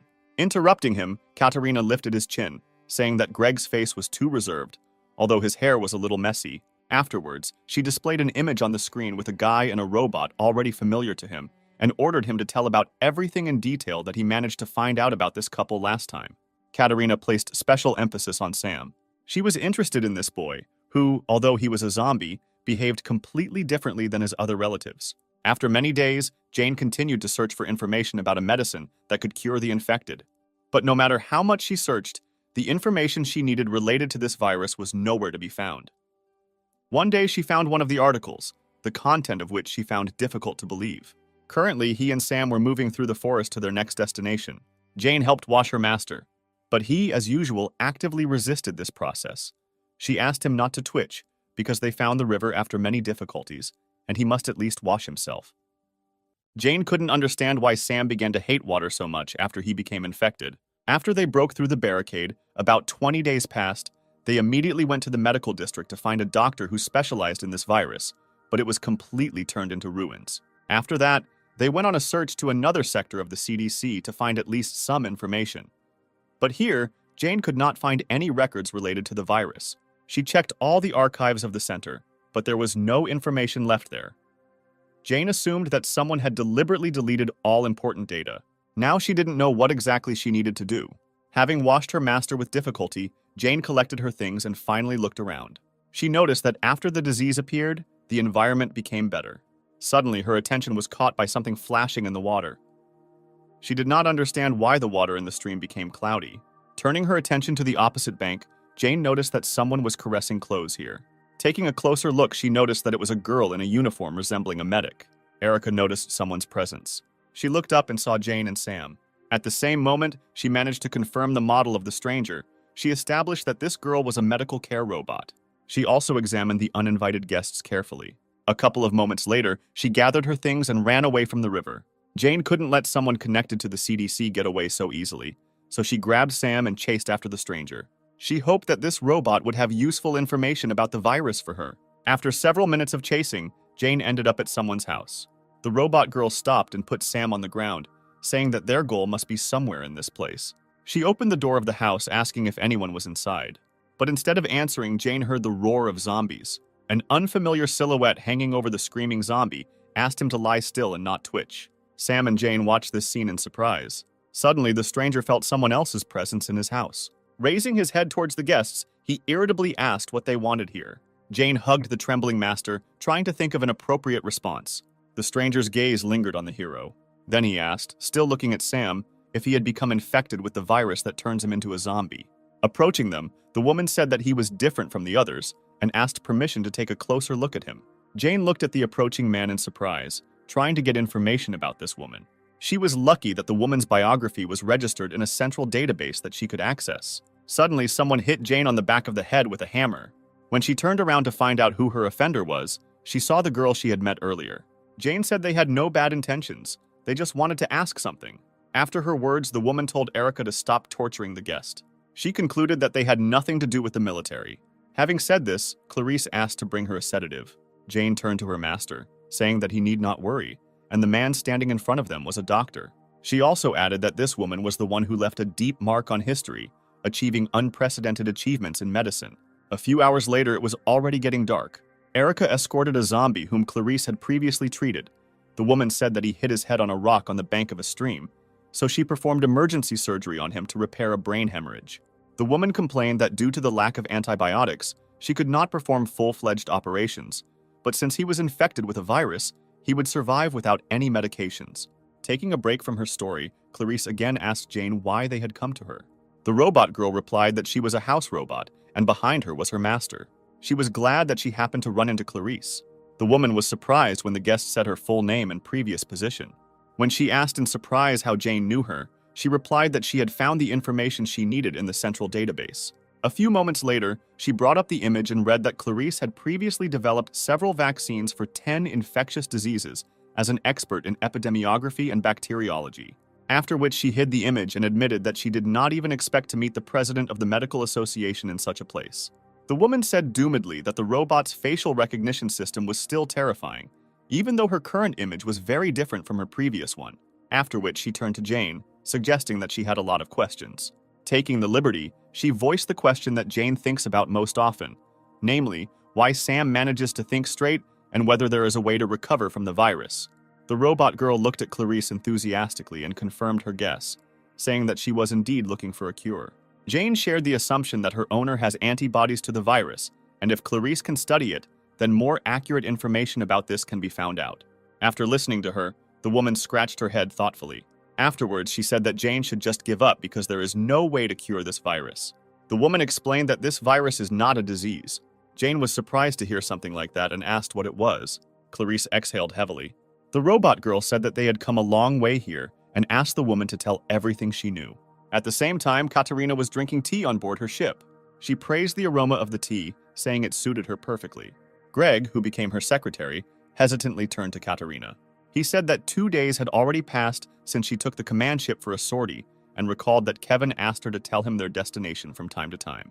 When the girl asked what the point of their appointment was if they couldn't enjoy a cup of tea without looking back, Greg asked what they would do if she was reprimanded. Katerina exhaled tiredly and said that he was saying very strange things after she saved Greg from being shot. Then she took off her glasses and looked at him irritably, asking a question about who, in his opinion, would dare to reprimand her. Then she exhaled and asked her to tell Kevin to just be on guard until he received his orders. Suddenly, she saw something in the glasses that caught her attention. Looking closer, she saw the same robot girl and her owner in the company of Clarice. Katerina was glad that they had finally made contact. At the same time, Clarice talked about how the virus is not a disease, but an evolution. Surprised, Jane asked what this was supposed to mean. The woman replied that it was similar to how a monkey evolved into a human. She explained that initially evolution would have taken 250,000 years, but now, due to some external interference, people are in a state of rapid development. Unreasonable aggression, loss of sanity, and increased physical capabilities are a few distinctive characteristics that appear only in the infected. But the most remarkable characteristic among all is that the infected can survive even without food. Based on the results of the research, it was established that zombies are superior to humans. Their cells are still in the process of dividing. Even if they do not eat, the infected continue to live. They do not attack humans because of their natural instinct to increase their species. Ultimately, Clarice came to the conclusion that curing this virus would be akin to turning a human into an ape. She explained that the reason Sam is able to maintain a modicum of sanity is not because he has antibodies, but rather he is simply a mutant. That's why Clarice said Jane should give up. Afterwards, the woman headed back to the house, saying that she should know the procedure for exterminating the infected around the world, and using this information, she should take Sam and hide, continuing to live where no one would find them. This is the best that Jane can do for her master. After listening to her, the robot girl suggested that perhaps this virus should be studied not from the side of pathology, but from genetic engineering and biotechnology. Jane said that they would head to the best research institute in Sector 23. After that, she bowed, thanking Clarice for the useful information. The woman asked her in bewilderment if she really was a robot, and if she was really not capable of doing calculations. Jane replied that she had checked everything several times since the beginning of their journey. She agreed that the probability of success was almost zero, and there was no way for an ordinary robot like her to do something that even a doctor like Clarice couldn't do. But Jane was not going to give up so easily, because she is the only family Sam has. Smiling sadly, she said that the best thing she can do now is not to hide, but to find hope. After her words, Clarice remembered her past when she was still working in the laboratory. One of her colleagues said that they are obliged to announce that the evolution of humanity is now happening, and they cannot correct it no matter what. But Clarice objected. They could not stop there, because this is where the best doctors from all over the world are gathered, and if they give up, then millions of people are doomed. Hearing her words, other workers came up, saying that if it was said that something was impossible, then that meant that it was impossible, period. None of her colleagues supported her. Clarice realized that she could not convince such a large number of people alone. Taking off her ID cards, she was informed that the result of the popular vote had been announced, and 97% supported the idea of a U-200 boy, U-200 be killing the zombies. Eventually, everyone left, leaving Clarice alone. Remembering this, the woman laughed. She said that a robot that truly cares about its owner should really be like that. Clarice apologized for her callousness, saying that she really wanted to see such determination again. Then she invited Jane to come inside, intending to show her something interesting. The robot girl followed Clarice along with her master. Entering the next room, they went down to the basement. Opening the door, the women entered her laboratory. Jane was surprised to see something like this here. The computers displayed information about numerous experiments, but they all failed. Jane studied everything in amazement. The woman said that she also thought that in order to defeat this virus, it needs to be studied through genetic engineering. She was not sure whether it was possible to change the genetic factor, but if she managed to revive the stopped brain using genetic treatment, then it would be possible to restore intelligence to the infected. The woman was confident that if their intelligence returned, then the infected would not be treated like pests. Patting Sam on the head, Clarice said that he could help her achieve this goal. She then turned to Jane, asking if she would trust her with her master. Seeing the doubt on her face, Clarice said that this child was the key that would help her complete her research. She assured Jane that she would definitely succeed and restore Sam's sanity. Having received her approval, the woman asked Erica to conduct a thorough examination of the guy. Encouraged, Jane asked Erica to take care of her master. She nodded and went to perform her duties. Seeing Jane's confusion, Clarice informed her that Erica's language system was broken, so she could not speak, and her expression of emotions was also severely limited. Then she headed towards the exit, calling Jane with her. Erica carefully watched her every step. As soon as she took Sam behind the screen, she immediately pounced on him, squeezing her fingers at his neck. She watched as the hero began to choke. A few moments later, Erica opened her fingers, letting go of Sam. As soon as he regained the ability to breathe, he began to gasp for air. With her head down, Erica stood over the guy like that for some time. Suddenly, she said something quietly, but Sam did not hear and looked at her in confusion. Raising her head, Erica repeated, telling them to get out of here. A week has already passed since that day. All this time, Clarice gave Sam her full attention. Every time Erica walked past him, he shuddered and looked at her fearfully. After several studies, Clarice said that Sam currently has the intelligence of a child of 6 years old. The suspected cause was determined to be that it has a genetic factor that can suppress evolved cells. Erica also made another discovery that amazed them all. She saw the possibility of a complete cure for the virus. Jane was happy because the chances of her dream coming true had increased significantly. When she approached the house, Sam came out at the same moment. Approaching, she said that today's inspection ended surprisingly quickly. But when Sam raised his head, she saw blood on his face. She immediately ran into the house and headed to the laboratory to find out what happened there. Jane covered the distance in the blink of an eye and burst inside. At that moment, she saw Erica supporting Clarissa lying on the floor, near whom there was a pool of blood. Jane ran up to them, asking what happened. Seeing the woman's face, she saw the familiar stripes gradually spreading throughout her body. The robot girl realized with horror that Clarice was infected. Sometime later, they moved her to the bed, after which Erica put on an IV, and Jane carefully wiped off the blood. Breaking the silence, she asked when Clarice started getting infected. She was worried that it might have happened because of her and Sam. Hearing an incomprehensible sound in response, Jane turned towards Erica. A moment later, tuning into another wavelength, Jane was able to understand these signals. Erica said that Clarice had been infected about 70 days ago. The woman did not want to give up her research and continued to conduct it, suppressing the infection with incomplete treatment. But even so, she has already reached her limit. Suddenly, Erica asked her and Sam to leave soon, to give Clarice the opportunity to rest at least the time she had left.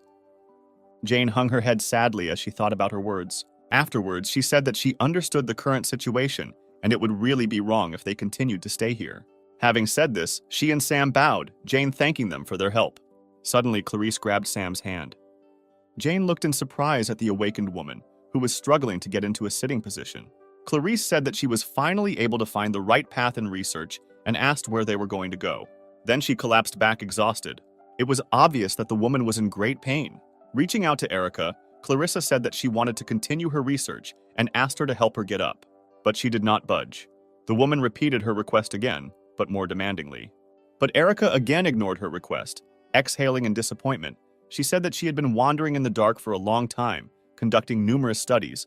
She admitted that she was ready to give up many times. But one day Sam appeared, and for Clarice, he became the last hope. She looked at Erica, saying that right now she had unfinished business that was much more important than her life. Clarice again asked to help her get to the laboratory.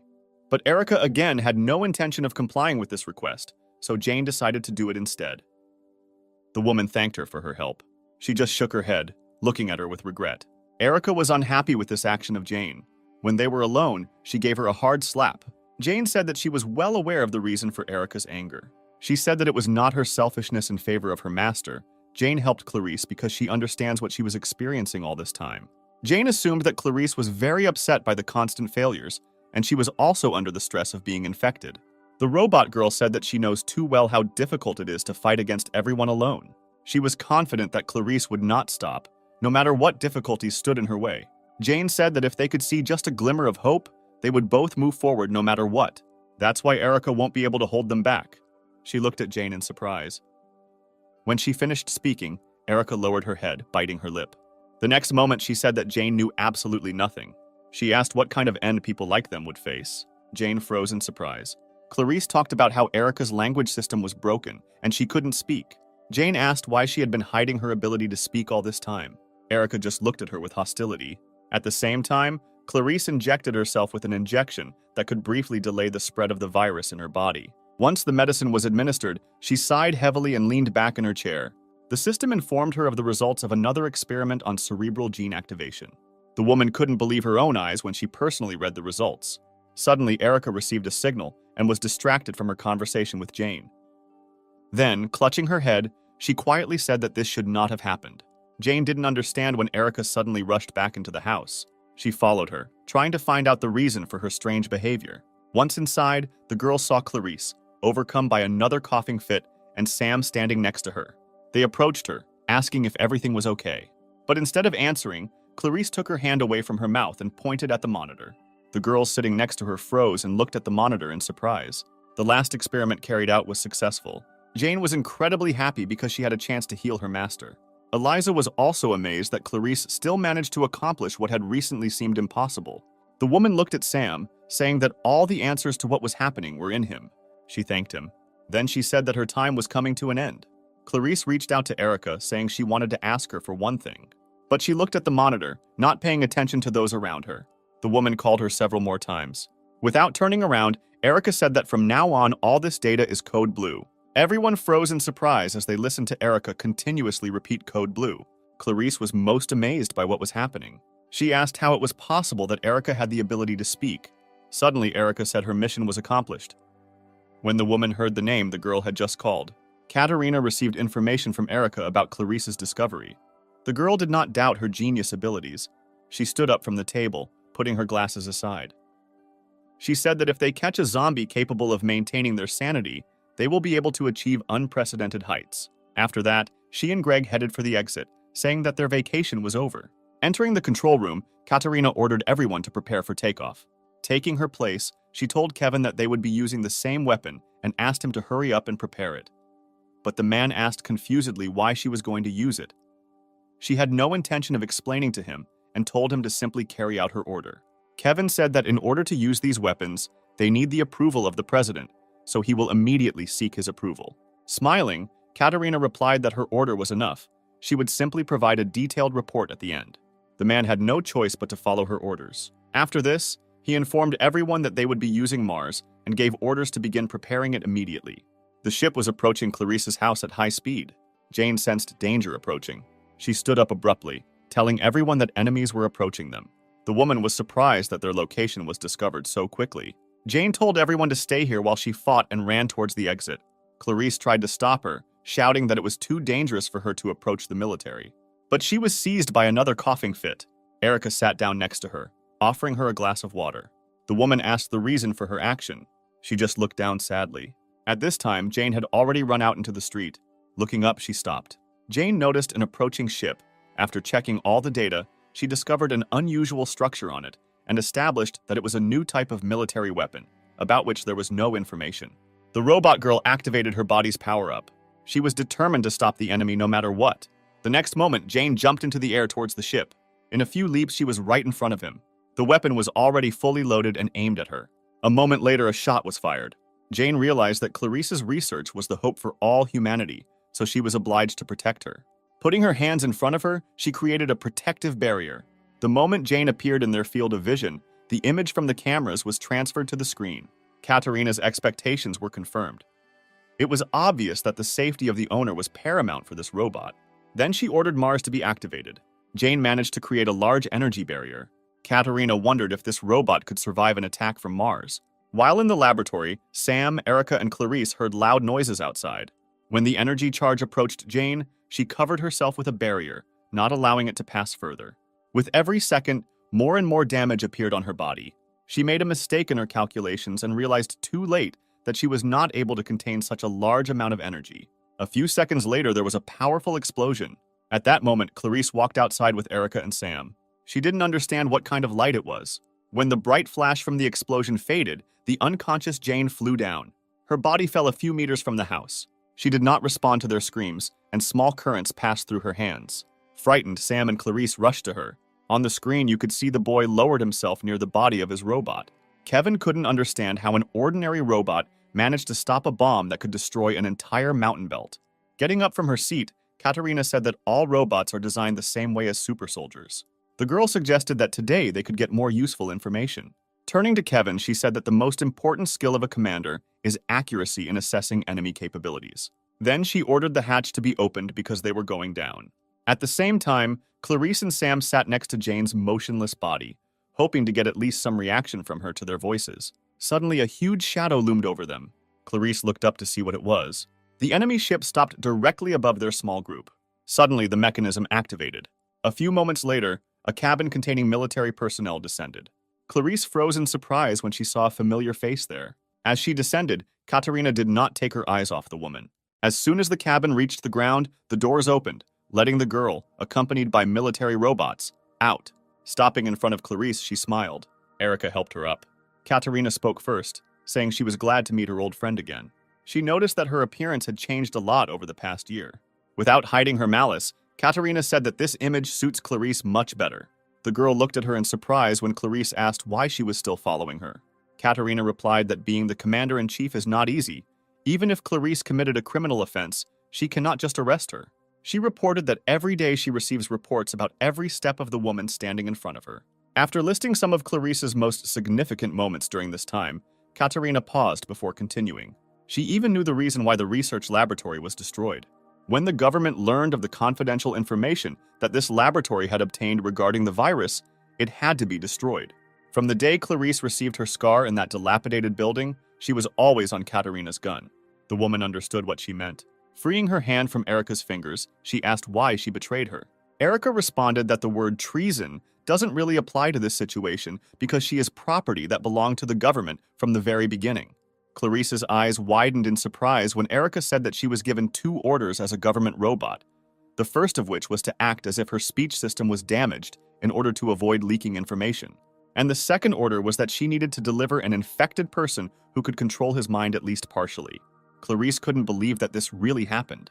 Having finished her story, Erica headed towards Katerina. The coughing fit again overtook the woman. Hearing this, Erica turned around looking at her regretfully. But she did not dare to approach and turned away. Wiping the blood with her hand, Clarice said that she should have known that she would not have been released so easily that day. Katerina just smiled slightly. Raising her head, Clarice assumed that the first phase of the project would soon be completed. She knew that the Venus project was aimed at destroying the virus. The woman remembered very well the day when she first heard about Venus. In 1976, a meeting was held at the general headquarters. Some have put forward the idea of immediately exterminating all infected people. But Clarice opposed it, saying that it was too much even for the government. She suggested that they try to find another way to get rid of the virus by isolating those infected for a while. Clarice tried to convey to them that the victims were still people, but the Secretary General dismissed her words, saying that she was talking nonsense. He recalled that everything had already been decided by the previously held national vote, and there was no point in discussing it again. 93% of the public supported their policy. The man blamed Clarice for the fact that such a situation resulted from her incompetence. On her orders, the medical community did not warn anyone about the impending disease. She interrupted him, correcting the vote he had previously stated, which was 76 to 24%. Clarice said that this was the result of a private poll conducted by the World Medical Society before the popular vote. She said the results are similar, but the difference in scale is too great. Looking at Tom, Clarice asserted rather than asked that the voting results were rigged. After her words, the man jumped up from his seat. He asked what evidence she had so that she could talk such nonsense with such confidence. Clarice ignored him and again addressed the council members with the words that there was no point in exterminating the infected. She argued that recently the virus has been spreading throughout the continent and infecting people, which means that somewhere there is another source of infection, in addition to the main infection from infected people. Katerina, along with everyone else, listened to the assumption of the president of the medical society that this source could not be discovered so easily, and no matter how many infected they killed. At this rate, they would not be able to stop the virus. Clarice also said that they are currently developing a new treatment called genetic factor treatment. She assured everyone that she would be able to show significant results within the next 6 months. But Tom interrupted her, saying that Clarice had been raving about her impossible project for a long time. The man opposed it, saying that they could not let the situation in the world take its course for 6 months. The owner of the dongua company, which develops robots, suddenly intervened.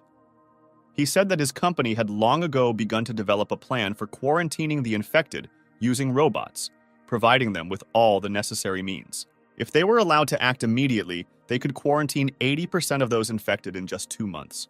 Clarice thanked him for his detailed explanation. She then continued by saying that the current epidemic is the worst in the history of mankind, and if the government takes control and publishes a plan, they can regain the trust of the people. She suggested immediately requesting a settlement fund from the president. Andrew intervened again, saying that this idea would not succeed. He explained that the settlement fund had already been requested, but the president immediately rejected it. Clarice was shocked to hear this. She asked why the president rejected this plan. Andrew stood up from his seat and left the table. Walking around the table, he began a story from afar, saying that in Germany, there was an old province ruled by a tyrant, and the fanatics of this province were fired up with the idea of founding their own country. They planned to call this country the Third Empire while it was being created, Their military expenses increased, and soon after that, the World War began. Passing by Clarice, the man said that that tyrant had one absurd dream in which the whole world was at his feet. After a pause, Andrew continued, saying that that tyrant had achieved his dream. At that time, the Third Empire had overwhelming military power. A tyrant could turn the entire world into countries under his control, or into ruins in just 2 years. Frowning his brows, Andrew said that their success was short-lived, and 4 years later the whole world was united and the tyrant was executed. Thus, the Third Empire collapsed. Spreading his arms to the sides, the man summed up that a world government union was created to rule the whole world. Clarice asked in bewilderment why he decided to talk about this now. He stood there for a few seconds thinking about something. Then Andrew turned around, saying that the created union still could not cope with the consequences of unreasonable world integration. The integration of the new currency led to the current state of inflation. Mass uprisings also began to occur around the world. Andrew did not forget to touch upon the environmental problems that arise due to rapid population growth. Even the problems of mass unemployment were caused by the technological revolution associated with the advent of robots. That is why Andrew believed that the government was on the verge of destruction, and in the current situation, it could not cure the infected and take any measures. His speech was interrupted by Clarice, asking whether it makes sense to destroy the infected simply because subsequent actions will fail. Turning to her, he replied that the point was, having abandoned the third class, put the second in order and change the situation for the better for the first class. Then he snapped his fingers. At the same moment, virtual monitors appeared in front of everyone. Everyone began to peer carefully at the image. Andrew said it was a plan written by the president himself. Clarice looked in bewilderment at the document, which contained a solution that could change the whole world in an instant. The Venus Project was introduced to everyone in this room. Andrew asked everyone to read the project summary on the first 3 pages. He said that there are also plans there that must be carried out by individuals. As Andrew advised, everyone read the indicated pages. Reaching the main plan, Katerina grinned, calling it madness. Clarice read line by line with horror. A few minutes later, the man again attracted attention. Clapping his hands, he said that he wanted to raise the most important issue of the day. To be more precise, today they had to discuss the first phase of the Venus Project. Clarice couldn't believe her ears when she heard that the goal of this phase was to reduce the world population to a minimum. She interrupted him, saying that they were all crazy. Clarice tried to convince the man that this was all nothing more than a simple massacre. She suddenly fell silent, noticing the actions of the others. Everyone in that room rose from their seats and cheered loudly in support of this plan. One of the women said that with the help of this wonderful plan, the whole world can be reset. She then pointed to the monitor, saying that what she liked the most was the part about confiscating the residents' property and using the resulting resources. She recalled that 4 years ago they abolished all ATMs and replaced them with cryptocurrency. Due to the fact that all the property of the population is recorded in the World Bank, they can easily confiscate everything. The man sitting across from Clarice said that if they confiscated and redistributed the confiscated money, they would be able to deal with the problems of inflation and bridge the gap between social statuses. Others also supported the plan, saying that in the future, they could expand the capabilities of robots and offload much of the routine work that people did to them. One of the men said that now, during the robotic industrial revolution, overpopulation is tantamount to poison. Another man said that since no one had any objections, all they had to do was establish an acceptable number of victims. Clarice stood there, unable to believe that these people were actually discussing such an inhumane plan. Everyone began to actively propose their own options for how many people and what percentage of genders they should keep. Katerina suddenly intervened, saying that she had previously asked the president a question about what percentage of the population they could kill in 1 year if they fully mobilized the army. Although she was joking at the time, after simulating the situation, Katerina came to the conclusion that they could destroy approximately 86% of the population. After thinking about her words, Tom guessed that the result should only be 1 billion, which was quite good. The rest also supported the value of 1 billion, after which Andrew said that although they had reached an agreement, they should not break the formalities and proposed a vote. Clarice couldn't bear to listen to this anymore and slammed her fist on the table, drawing attention to herself. She asked if they had forgotten exactly how the Third Empire was destroyed. Clarice recalled the crazy idea of integration of races carried out by the tyrant. That massacre was not even recorded in the history books. The blood of more than 120 million ordinary people was shed, resulting in a riot. She asked if they really wanted to do something like this again. The woman, with tears in her eyes, asked whether it was worth rejecting the Third Empire then, if now they were going to carry out a massacre 10 times worse than that one. Andrew ignored her, saying that voting was ongoing. He asked everyone who agreed that the population should be reduced to 1 billion to raise their hand. Everyone raised their hands unanimously, with the exception of Clarice. After examining everyone, the man said that the decision had been made, and after the completion of the first phase of Venus, the number of survivors should be 1 billion. Clarice was unable to influence anything that day. Afterwards, she told the press about this plan, but not a single mention of Venus appeared, and scientists who shared her view were brutally killed by the military. That day, the research institute was strewn with many corpses of budding scientists. Only Erica and her owner Clarice managed to survive, although she was in serious condition. Clarice assumed that it was during this period that Erica deceived her. Katerina said that saving the life of the former president of the medical community was a kind of insurance. At the moment, doctors are on the side of the government. They also want to find a cure, but they have too little chance of success. The girl admitted that Clarice is the most outstanding person among those researchers who cannot find a single clue, let alone develop a cure. When she realized that the woman was also infected, she herself was ready to give up. But luck was on her side. She said that a zombie suddenly appeared and retained its sanity. Clarice asked how far the first phase of the Venus project would go. Although this was secret information, Katerina was ready to share it with her as a reward for finding a cure. She said the current rate is 84% of the population. To date, 52% have already been destroyed. Katerina was sure that if everything went smoothly, then only 16% would remain uninfected. She confidently stated that they could achieve this result in less than 5 months. Afterwards, the girl said that the second phase will come after the medicine is provided to the whole world. It was difficult for Clarice to learn the details of the current situation in the world. A couple of seconds later, she pulled out the plate hidden in her pocket. Showing it to Katerina, the woman said that no matter her efforts, such a terrible plan would not be carried out. She explained that in her hands, there is a hard drive that stores all the data about the medicine. It exists only in a single copy. The next moment, Clarice broke it into 2 halves. Katerina was overcome with horror as she realized exactly what the woman sitting in front of her had just done. She screamed that she had gone crazy and with such an action had doomed many lives to the mercy of fate. Clarice replied that because of her actions, they would have no choice but to stop the murders. The woman was sure that even if it wasn't her, someone in this huge world would definitely create a cure.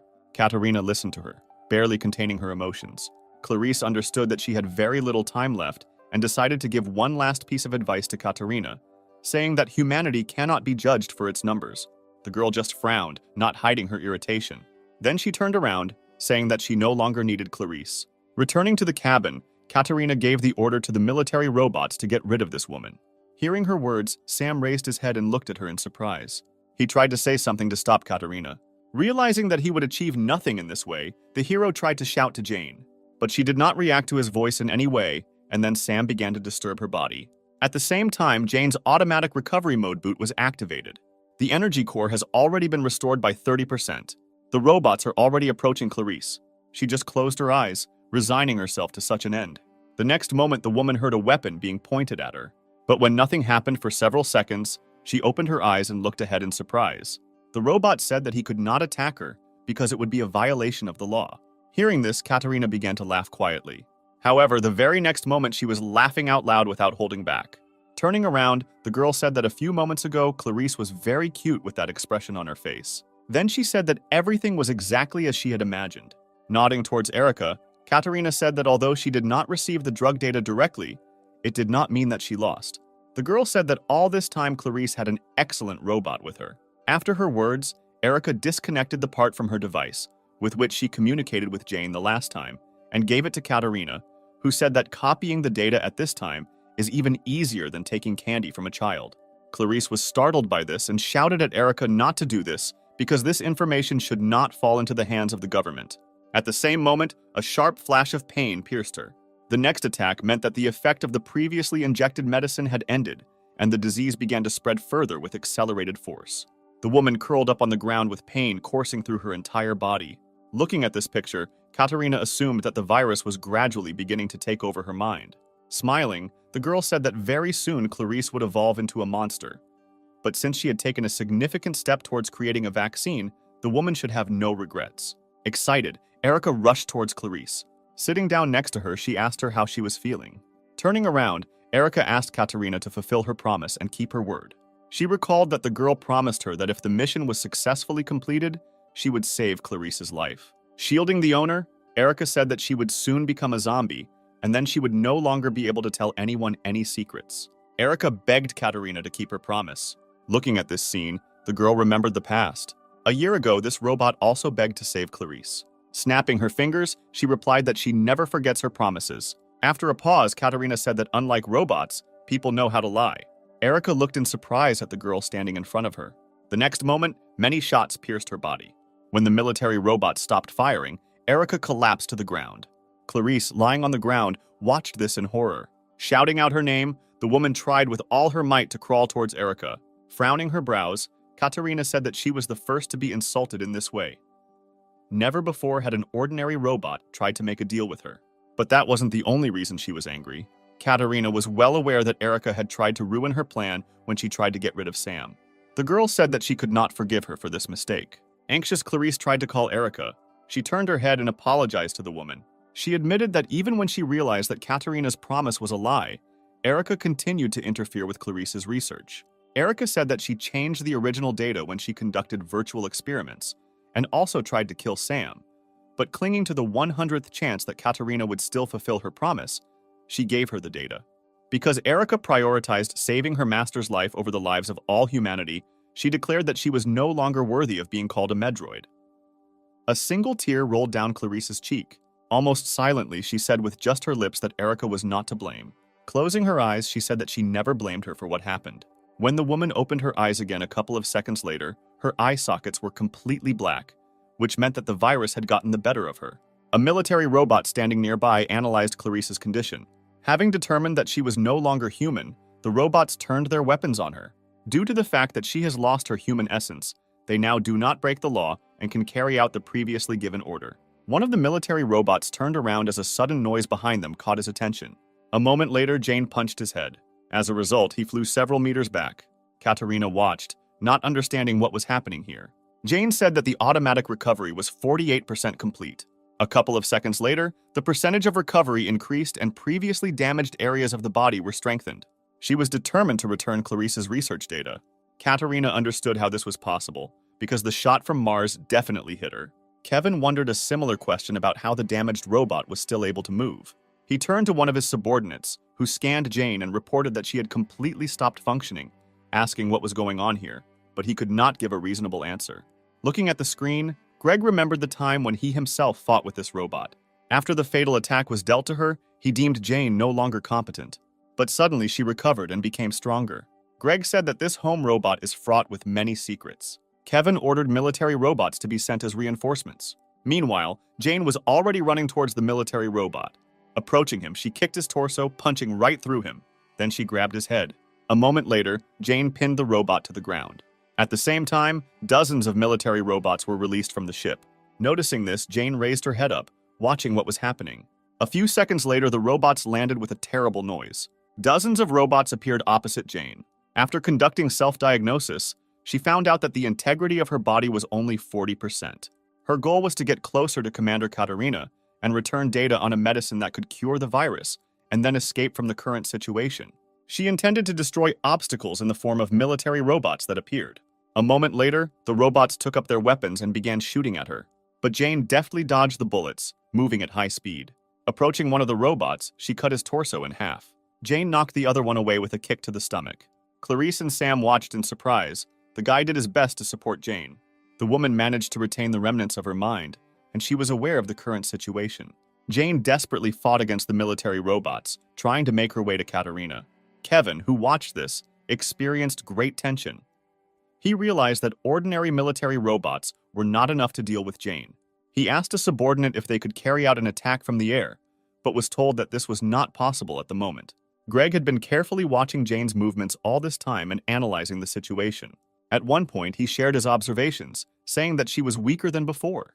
Jane herself at that moment was trying to fight off the robots that surrounded her from all sides. Greg explained that her movements were not as fast as last time, and he assumed that she had not yet fully recovered from Mars's shot. Suddenly, one of the military robots grabbed her arm. The next moment, Jane lost this limb. She frowned, realizing that losing her arm at such a moment could make the situation critical. Despite this, Jane continued to attack her opponents with her remaining hand. The war robots raised their weapons again and pointed them at her. This time, she was unable to escape the fire. The system warned Jane that the energy core had been damaged. With every second, the integrity of her body was rapidly decreasing. A moment later, the vision sensor was also damaged and the self-healing process was forcibly stopped. With difficulty, Jane managed to catch the sound of approaching footsteps.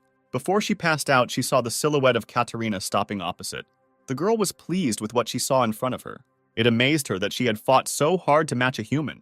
Slowly raising her hand, Jane said that her target was approaching. She reached out to Katerina standing next to her, repeating that she was obliged to return the data. But Jane fell before she could reach her goal. Katerina looked at her indifferently. A moment later, she admitted that Jane managed to surprise her because she has the ability to self-heal, which is built only into super soldiers. She then turned around and ordered the military robots to take Jane with them. The girl planned to provide it to Andrew from the House of OZ for analysis. She was wondering who was the creator of this model. Sam jumped out of his seat and ran to Jane. He approached her within seconds and intended to attack her from behind. But Katerina turned in his direction, sensing a threat. She managed to dodge Sam's attack and his fist flew into the ground. She was surprised that he decided to attack her. The boy, who retained his mind after infection, interested the girl no less than his robot. The next moment, she gave a signal to the military robots. Katerina said that it would be better if she captured it herself. Taking out her sword, she said that to complete this task, she did not need to leave Sam's arms and legs intact. At that moment, he rushed at her. She pointed the blade of the sword at him. But a couple of moments later, the boy froze in surprise, never having reached Katerina. Clarice managed at the last moment. Standing in front of Sam, she took the blow upon herself. Katerina did not have time to stop, and the blade went through the woman who suddenly appeared. She clenched her teeth from the pain coming from the wound. A moment later, she screamed that the pain experienced by the patient was equivalent to death. The girl was amazed that Clarice managed to retain the ability to speak. Suddenly, the woman approached Katerina, saying that she should feel this pain properly. The next moment, she bit her on the cheek, tearing off a piece of skin. Due to the fact that the girl recoiled sharply, her cap fell to the ground. When Clarice looked at Katerina's face again, her eyes widened in surprise. She asked what caused such a reaction in the woman. She asked if the zombies didn't like the artificial flesh of the mechanical doll. Looking at Clarice's surprised face, Katerina said that it was a doll that could synchronize with brainwaves, designed to protect important people. She explained that artificial intelligence does not have a conscience. The doll only reads the brainwaves of its owner and is controlled by them. Katerina's position was too high to go out and fight the polluted creatures herself. Suddenly, Clarice's consciousness left her. The exhausted woman fell to the ground. At the same moment, the doll transmitted the received data to the real Katerina. After that, she sheathed the sword and, looking to the side, noticed a wary guy. Picking up her cap from the ground, the girl looked at Sam and asked why he didn't attack. Smiling, she said that he knew what futile attempts were. Then she turned around and headed back to the cabin, said that their mission was over, and commanded the military robots to grab Sam and Jane. Following her orders, one of them grabbed the guy who was desperately trying to escape. Another grabbed the unconscious Jane. The remaining robot aimed its weapon at Clarice, who was lying in a pool of her own blood, with the goal of completely destroying her. Erica, who was conscious, tried to shout to her mistress. Sam saw this too and broke free from the robot's hands to come to the aid of his friends. Suddenly, Jane opened her eyes again, but the system notified her that movement was not possible at the moment. Her hull was only 2% intact, with 28 hours and 30 minutes remaining until complete recovery. A moment later, the emergency program was launched, and based on the results of scanning the surrounding area, a humanoid robot was detected at a distance of 25 meters. After analyzing Erica's condition, the system reported that all requirements had been met and preparations for the transfer had begun. A couple of moments later, the system was forced to boot. The operating system installation was successfully loaded. After this, Erica's body began to recover quickly. She opened her eyes for a few seconds. Suddenly, the robot targeting Clarice was destroyed in an instant. Hearing the shots, Katerina turned around to see what was happening. Clarice had regained consciousness by this time and watched what was happening in amazement. The system reported a successful system update and the medical module was disabled. Now Erica's combat skills prevailed, with the help of which she got rid of the robot a moment ago. Kevin looked at the screen in bewilderment, not understanding what happened this time. He was sure that this medical robot was disabled, but suddenly all its damaged parts were restored. Katerina felt the same bewilderment at what was happening. Erica applied the cloth to clean Clarice's wounds. She said she was able to stop the bleeding. Although the words were difficult for Clarice, she said that today she had already managed to see a miracle several times, looking at Erica's restored body. She just looked sadly at her mistress, assessing her condition. Clarice suffered fatal internal injuries. Erica did not want to admit that the chance of survival was practically equal to 1. Extending her hand to her, Clarice said that she should leave here as soon as possible. At least she should survive. She put her owner's hand back, saying that she should rest a little. Erica promised that she would take care of everything. After examining the weapon in her hands, Katarina realized that the weapon in Erica's hands was a combat module. The girl had a bad feeling. She commanded the military robot to deal with Erica, but she was already running towards them, preparing for an attack. When she came within their range, the robots opened fire. Suddenly, she jumped up, moving out of the line of fire. Erica then attacked her opponents from the air. The military robots were destroyed in the same instant, falling under her attack. She also got rid of the robot holding Sam. Then she freed Jane by shooting the robot in the arm. Moments later, having destroyed more enemies, Erica landed. Raising her head, she looked around. Kevin didn't understand how an ordinary medical robot got such combat power. He could explain Jane's similar strength because she was a modified model, but this robot was from a mass-produced model, and it certainly couldn't be modified. The man could not find a single logical explanation for the sudden change from medical to combat class. Katarina guessed that Jane was somehow involved in this. Breaking through the military robots, Erica approached Katarina, pointing her weapon at her. She wanted to say something to the approaching robot, but did not have time. The next moment, Erica shot the doll in the head.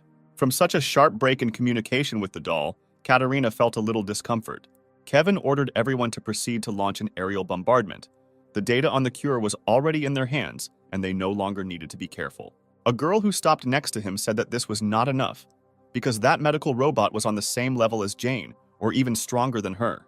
She also noted that Erica specializes in long-range attacks, and it is not known whether they will be shot down if they attack indiscriminately. Katarina ordered their ship to be raised higher. Her order was carried out immediately, and their ship began to rapidly gain altitude. Erica watched this, standing next to the motionless body of the commander doll. Katarina said that all her pride was destroyed along with the doll's head. Sometime later, she was informed that the altitude had been reached and recharging of Mars had begun. The installed capacity was 76%. But the girl replied that they no longer needed to regulate the power as before and said to increase the amount of energy generated to the maximum. According to her order, preparation of Mars began. Erica stood in the same place, scanning the distant ship. She noticed the accumulation of an abnormal amount of energy on him. After making calculations, Erica understood that she would not be able to repel the attack in normal mode, so an alternative one was launched. The subordinates informed their captain that the recharging of Mars was completed. When it was announced that there were 10 seconds left until it was activated, Kevin noticed something strange. The screen clearly showed how the medical robot's hand began to glow.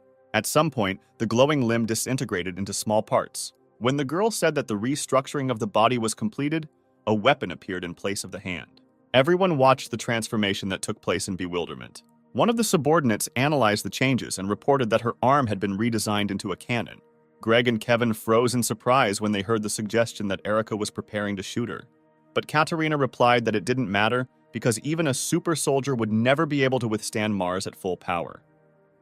There was only 1% left until it was fully charged. A moment later, Mars fired. Erica froze, waiting for the right moment. The energy charge was approaching the medical robot at high speed. Once at a sufficient distance, she activated the cannon. Everyone on the warship closely watched what was happening on the screen, waiting for the explosion to occur. But even 10 seconds after the shot, nothing happened. Erica began to absorb the energy from the shot with her cannon. Carl noticed that something was wrong with this situation. Katarina froze in surprise when she heard that the amount of energy generated by Mars was gradually decreasing. After carefully analyzing the data, Carl reported that Erica absorbs this energy, and this gun is not needed for shooting at all. It turned out to be a reflective-type weapon. Meanwhile, Erica was absorbing more and more energy. Realizing the current situation, Katarina said that they must immediately leave the ship using escape capsules. For a few moments, all the energy from the shot was absorbed by Erica. After that, she activated the mirror image and aimed the cannon at the enemy ship. An energy beam passed through him. A moment later, a powerful explosion was heard in the sky, destroying the ship. Burning debris flew down. Katarina's squad managed to successfully leave the ship. Kevin, sitting next to her, said that only thanks to her quick decision to evacuate, they were able to leave the affected area without any losses. It was noticeable that the girl was very nervous. She asked what happened to the data received from Clarice. Kevin hesitated, and after a long pause replied that they were stored on the server of the destroyed ship. Out of frustration, she bit her lip until it bled, realizing that they had lost very valuable data. Katerina took out her anger on the chair, hitting the armrest.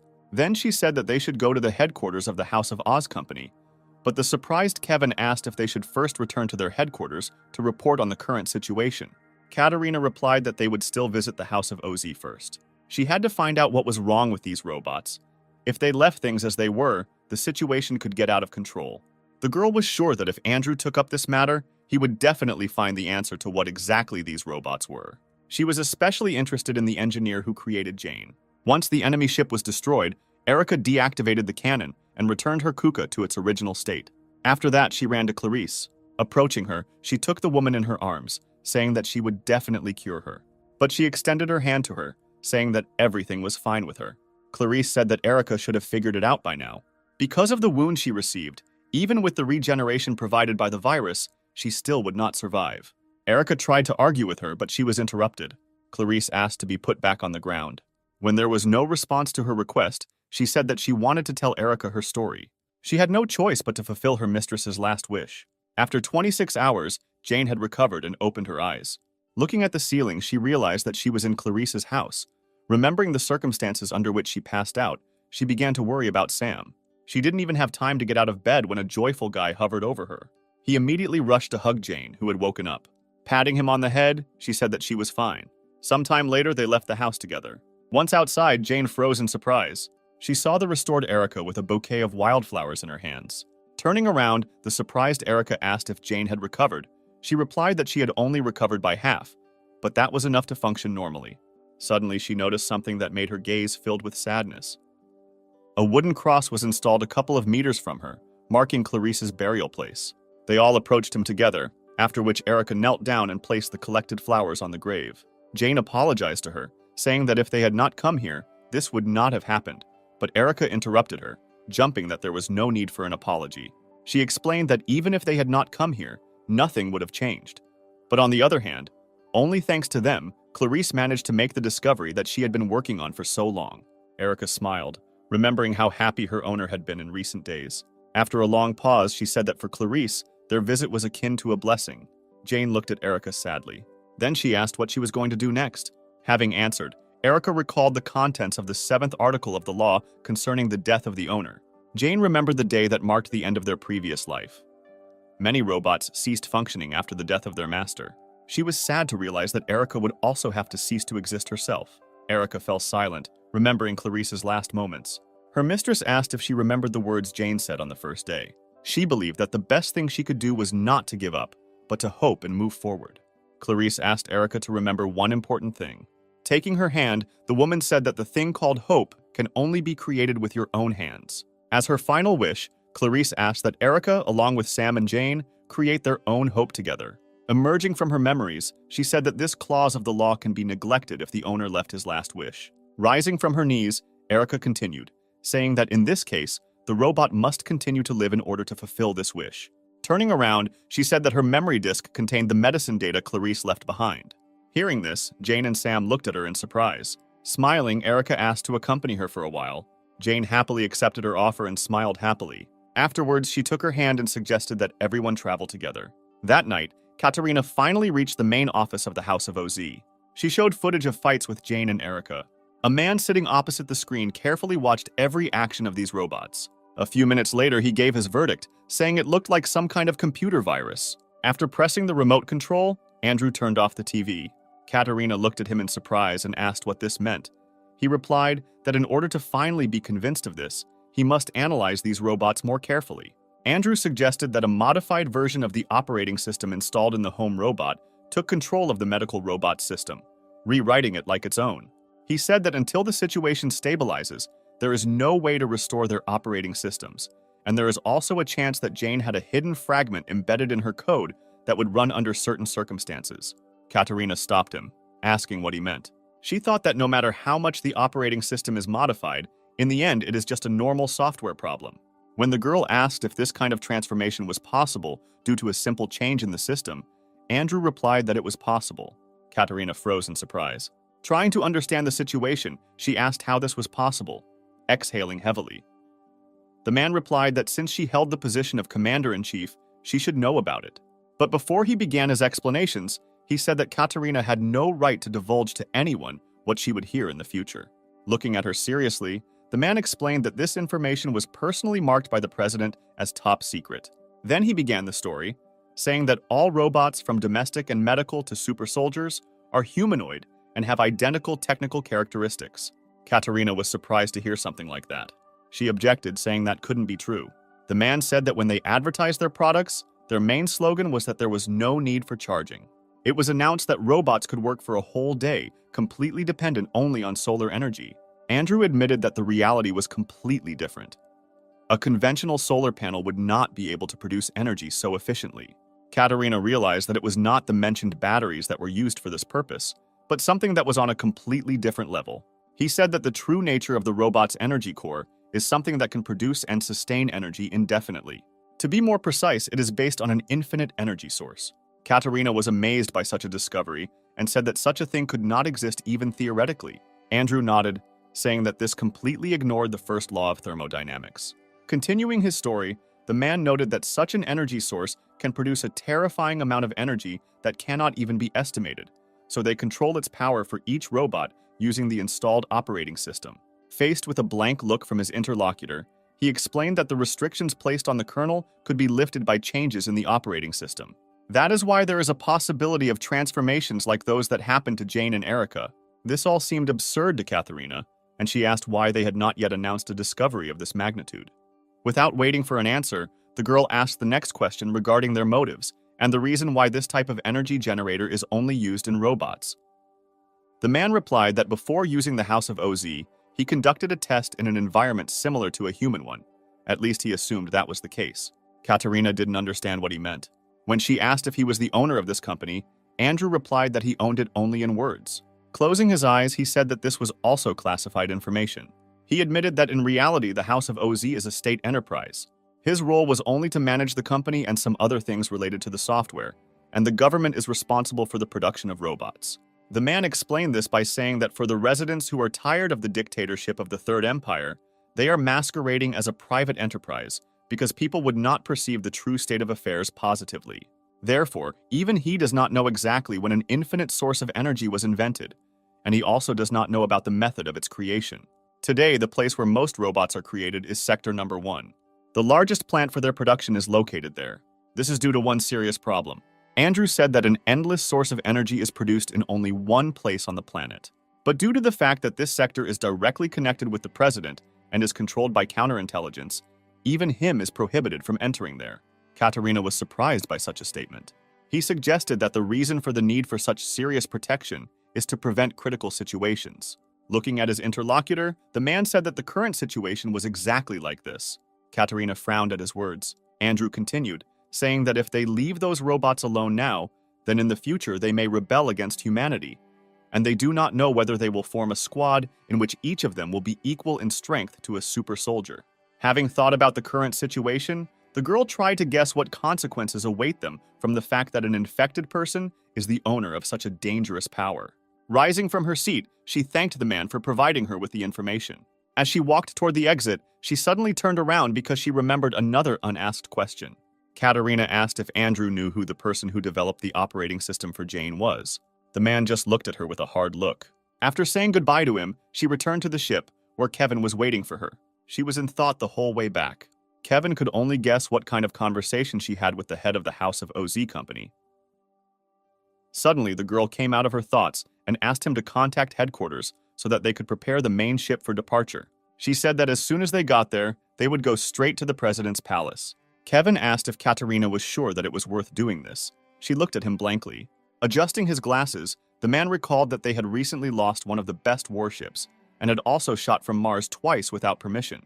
He asked if she was really sure that they should go to the president now, knowing that in a fit of rage he might even beat them. She said that she would deal with this on her own later, and again plunged into her thoughts. If it weren't for the seriousness of the situation, she would really prefer not to meet with the president now, but she needs to get permission to use super soldiers. Meanwhile, Andrew replayed the video that Katerina had given him during their recent meeting. He was most interested in Jane. He couldn't believe that the man he had admired for many years had spent his retirement in an abandoned sector. The man took out a medallion that he always carried with him. Andrew didn't take his piercing eyes off the screen. He was sure that Jane was the last fragment of the project that this man left behind. Closing his eyes, the man thanked this man for such a gift.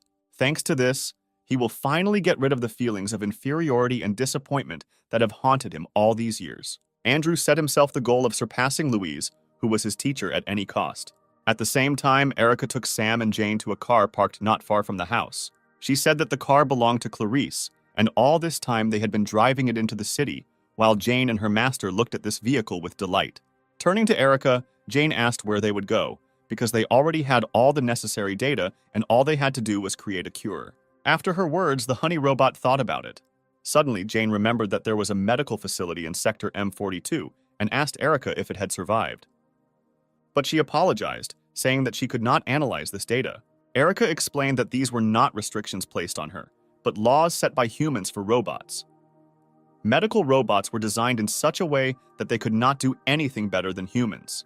She suggested that the reason for this was to prevent the loss of specialists, but in reality, everyone understood perfectly well that humanity was still not ready to entrust their lives to a robot. After listening to her, Jane helped Sam climb into the car. Taking a seat next to Erica, she outlined their first task: finding a doctor. Moving away, she replied that before her death, Clarice mentioned someone who could inherit the data.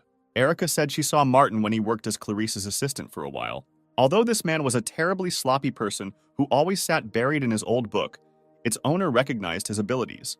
When Jane asked if they would go looking for this man, Erica nodded, answering that it would not be an easy journey.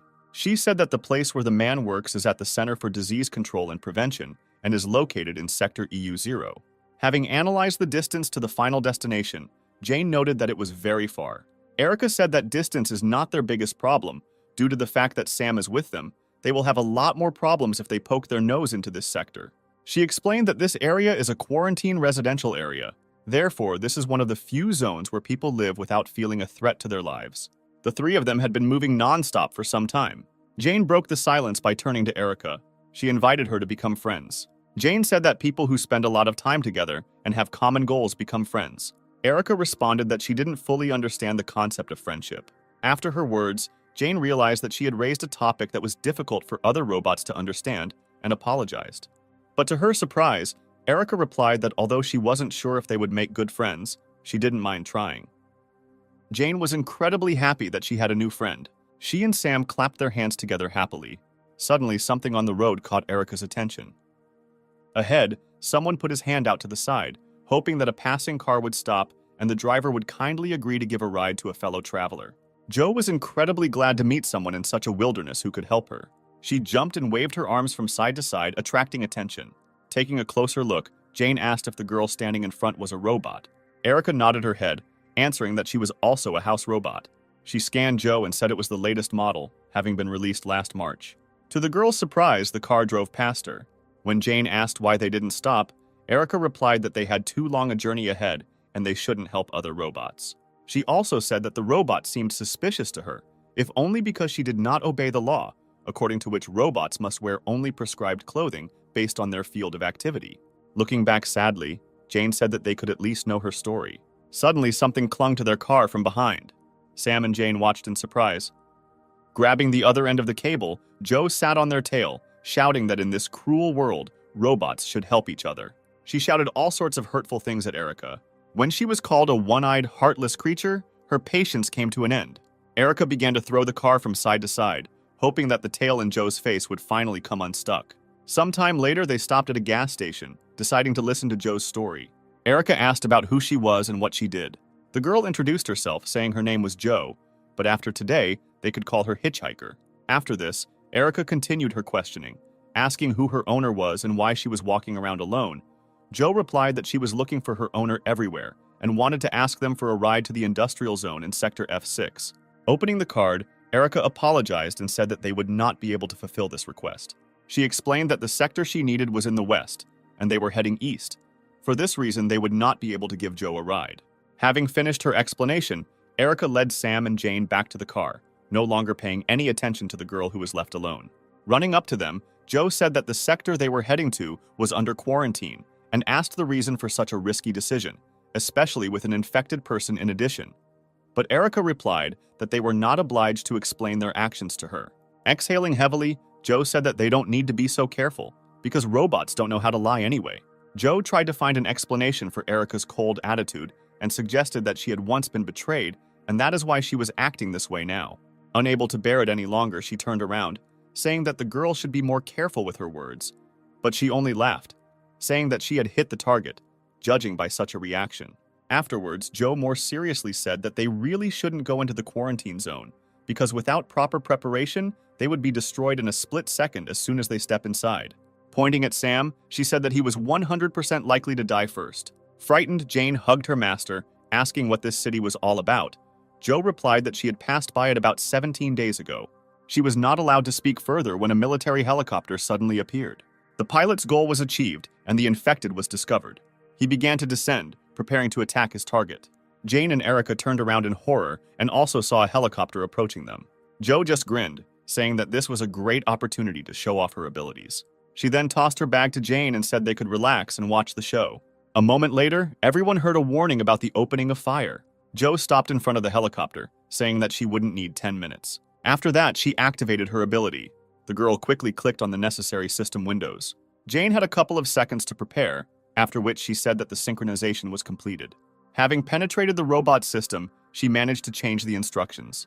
The indicator that marked Sam changed its color from red to green, indicating that the selected target did not pose any threat.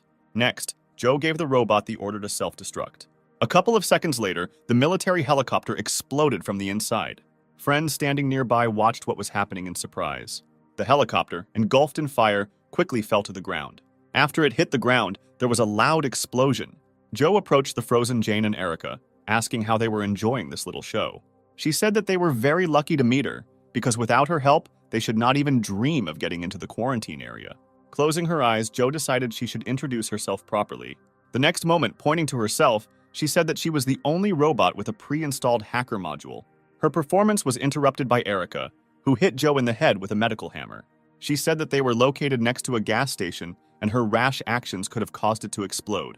Joe looked at Erica in surprise and said that the gas station would have exploded anyway. She pointed to the site of the explosion, explaining that the flames were large and the wind was blowing from the northeast at a speed of 3 meters per second. Taking this into account, in 1 minute and 24 seconds the fire will spread and another explosion will occur, the radius of which will be about 2 meters. When Joe said that if they didn't leave immediately, they would have a hard time, Erica could hardly contain her anger towards her. A few seconds later, everyone climbed into the car and Erica began to move as far away from this place as possible. At the same time, Katerina reached the presidential palace. She and Greg walked through the long corridors to the president's office. But the man could not hide his poor condition while following the commander. Turning around, Katerina asked what happened to him, since he looked so sick, but he replied that he was fine. Afterwards, he hesitantly asked if they were going to visit the president. The girl replied that this was so, and asked what worried him. Greg asked why he was chosen to attend such an important event, and not her chief secretary. She replied that Kevin was still busy writing reports for headquarters, so he didn't have time for anything else. Afterwards, Katerina asked why Greg suddenly had such questions, and suggested that he did not like being here. But the man replied that everything was completely wrong. Grinning, she advised him not to be so tense, because the president is the same person as they are. Suddenly, another person appeared on the way.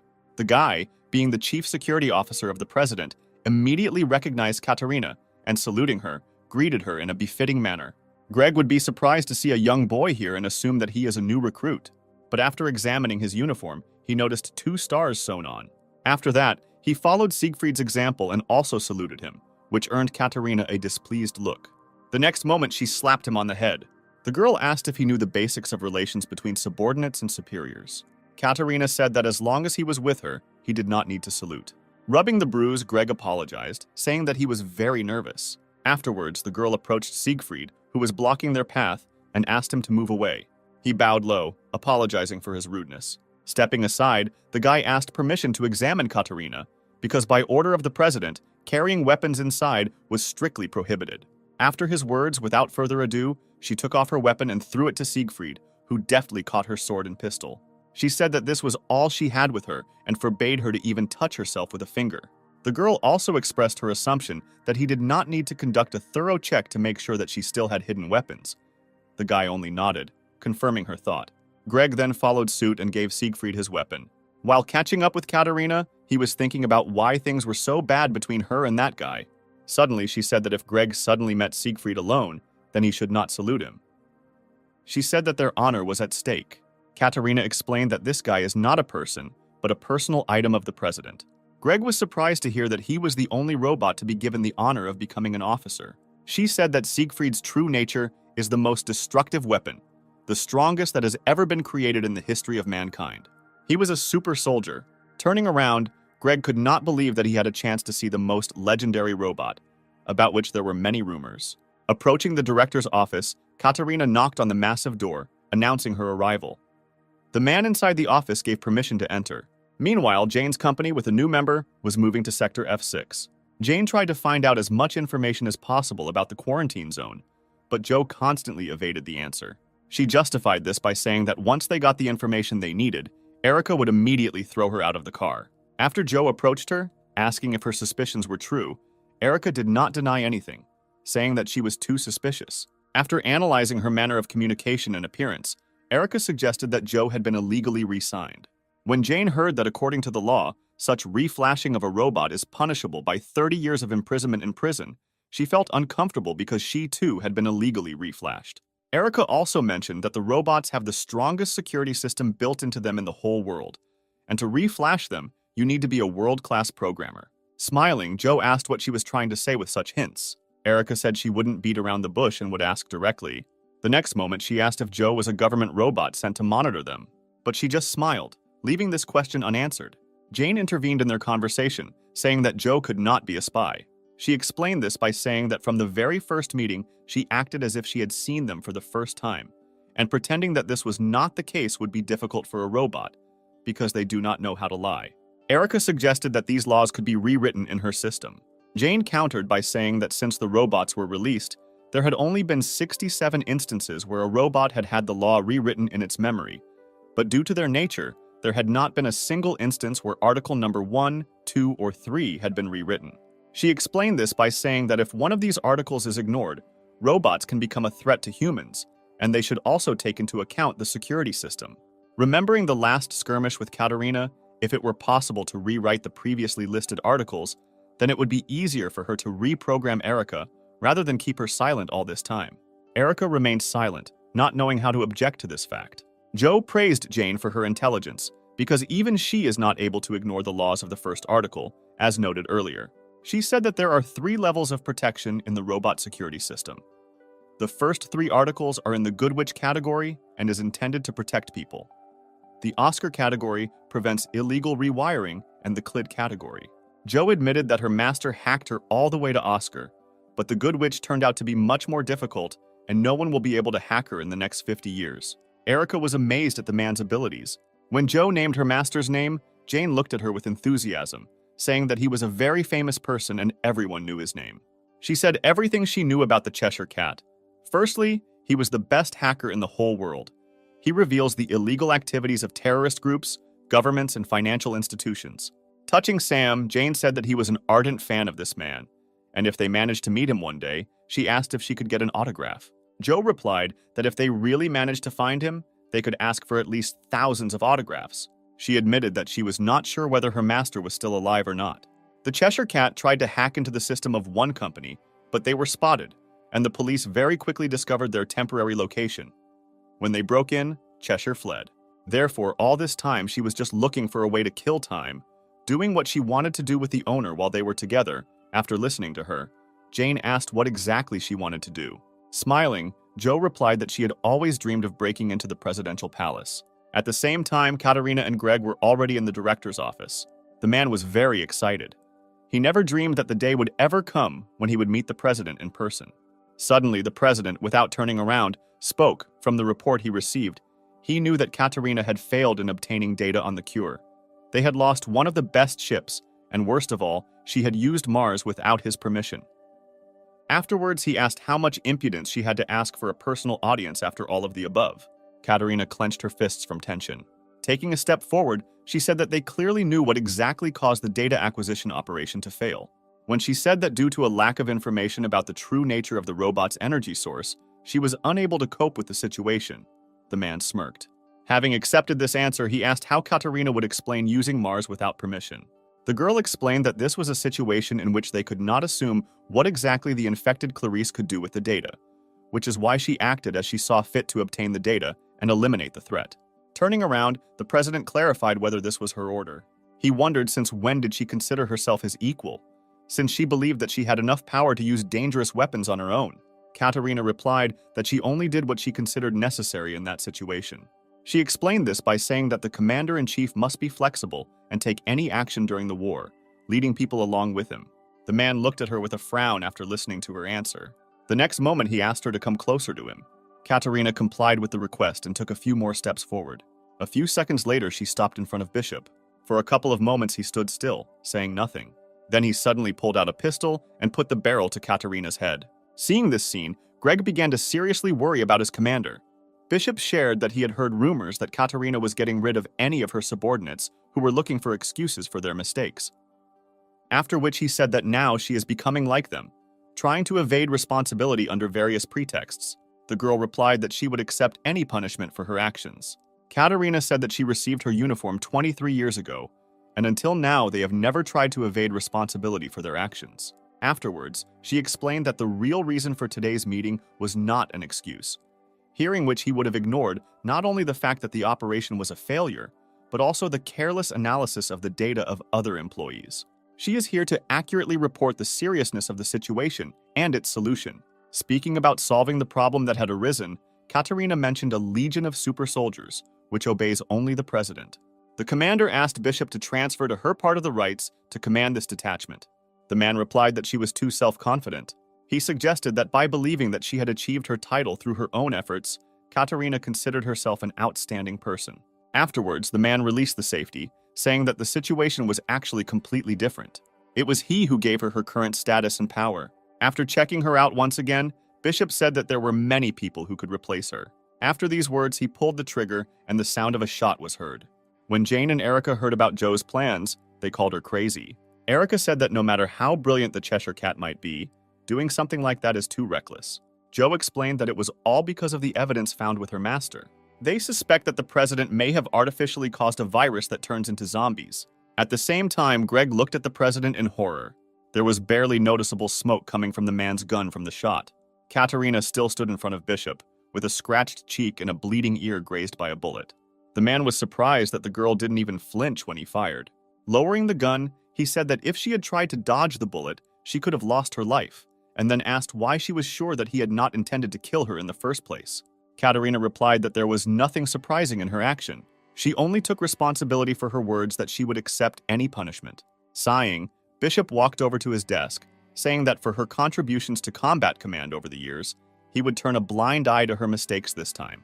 Turning to him, Katerina reminded him that she had never heard an answer to her request. She again asked if he would allow her to take part of the command rights of a squad of super soldiers. Bishop looked at her threateningly, telling her not to forget her place. Sometime later, he and Greg left his office. Having caught up with his commander, the man asked if she was okay, but the girl replied that the military should not worry about a minor scratch. She was annoyed that, even after putting her life in danger as a sign of her devotion, her request was rejected.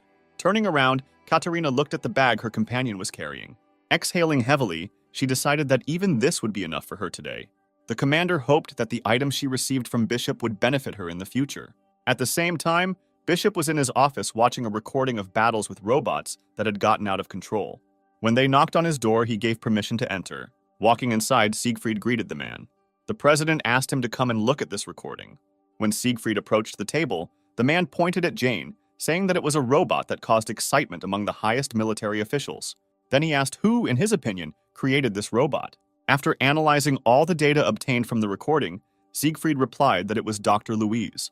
He said that no one else could create something like that for anyone other than her. Having received the answer, Bishop tiredly covered his eyes with his hand. This woman has always remained a mystery to him, but the man did not understand why she decided to intervene and stop his plans right now. At the same time, the company of our heroes continued on their way. After hearing the suggestion that the president could artificially cause the virus, Erica replied that this assumption was unfounded and made no sense. Joe asked why she rejected the idea.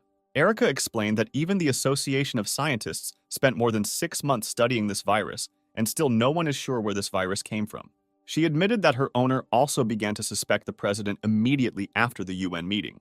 But with all his power, it is impossible for this type of virus to appear and spread unnoticed by health organizations. Joe listened to her interlocutor with interest. But when she fell silent, She laughed and said that it was too stupid. Yet Joe was delighted that Erica's owner was Dr. Clarice, who had no equal in the field of medicine. Erica frowned when Joe said that the more professional a person was, the more likely it was that they would not be able to see the beam in their own eye, and their imagination would be too limited. To everyone's surprise, she suggested that it might be possible to cause an epidemic without the need to create a virus. Excited, Jane asked how this was possible. Pointing forward, Joe replied that they were heading to Sector F6 to confirm or refute this hypothesis. Bishop handed Siegfried his cap, telling him to find this pet robot. The man gave him orders to find out how Louise's legacy could affect his plan. Having accepted this order, Siegfried threw on his cloak. After that, he headed towards the balcony, saying that he would return having successfully completed his mission. Coming out onto the balcony, Siegfried stopped. He looked up, starting synchronization with the satellite. It only took him a couple of seconds to establish the connection. After that, he could access any data. After analyzing the area around Louise's house, he discovered a damaged military robot 80 meters to the southeast. Knowing the initial data, it was not difficult for him to calculate the current location of his target. Having finished the analysis, he jumped to a higher point. Looking around, Siegfried tried to determine the direction he needed. A moment later, he established that his target was moving at a speed of 70 kilometers per hour towards Sector F6 along the highway 14 kilometers away. Having outlined his route, he was ready to set off to capture his target. As Siegfried jumped into the air, blue light streamed from the holes in his cloak. A moment later, a pair of wings appeared behind him. After that, he rushed towards his target's location with lightning speed. Siegfried covered a long distance in short moments, and so he found himself a couple of kilometers from the route he needed. Unaware of the threat looming over them, Erica said that they would be there in just 10 minutes. Suddenly, she felt someone approaching. Jane also felt something very dangerous approaching them. Erica turned around, warning the others of the danger. Looking at the sky, Jane reported that someone was approaching them at very high speed. After analyzing the data, she determined that such energy could only belong to a robot. With every second, he became closer and closer to them. A moment later, he landed a couple of meters from the car, blocking their path. Once the large amount of energy they released was reduced, they were able to make out a human silhouette through the column of dust. Siegfried slowly rose from his knees. Joe was filled with horror when she realized that there was a super soldier in front of them. Having taken a few steps forward, he stopped, saying that he was very pleased to meet those present. Jane watched his every move warily. Bowing, Siegfried announced that he had contacted the presidential palace and was a military robot holding the position of head of the Security Council. When he raised his head again, his body was surrounded by many small electrical discharges. Siegfried said that Jane should have already guessed the reasons for his appearance here. She really guessed for what purpose the super soldier was sent to them. The next moment, she jumped out of the car under the surprised looks of her friends. Despite their cries of protest, she landed a few steps away from Siegfried. She then activated her weapon station, preparing to attack. Joe completely stopped understanding what was happening here. She recorded how the generated power of the energy core increased 3.5 times. Suddenly, Jane said that she would fight him herself. Siegfried did not move, studying the enemy. She asked Erica to take everyone as far away from here as possible, but she objected that she could also fight with her. Jane more insistently asked her to do as she said. Erica looked uncertainly at Sam sitting behind her. Then she turned back and nodded. She stepped on the pedal and changed gear. A moment later, the car turned around and sped off in the opposite direction. Siegfried said that sending his friends away was a wise decision. After that, he said that his goal was only her. If innocent people were here, they would unwittingly also be involved in this. I got into a fighting position and asked him only for one thing. Despite what would happen here, she asked not to drag the others into their personal squabbles. Siegfried looked at her incessantly. Meanwhile, Joe demanded an explanation from Erica about what they had done that caused a super soldier to come after them. But Erica asked her to shut up because she was trying to calculate all possible outcomes and could not answer her. Excited, Sam looked into the distance, worried about Jane. Suddenly, the sounds of battle reached them. The sound wave emanating from their blows even reached them. Joe couldn't even imagine how powerful their attacks must be.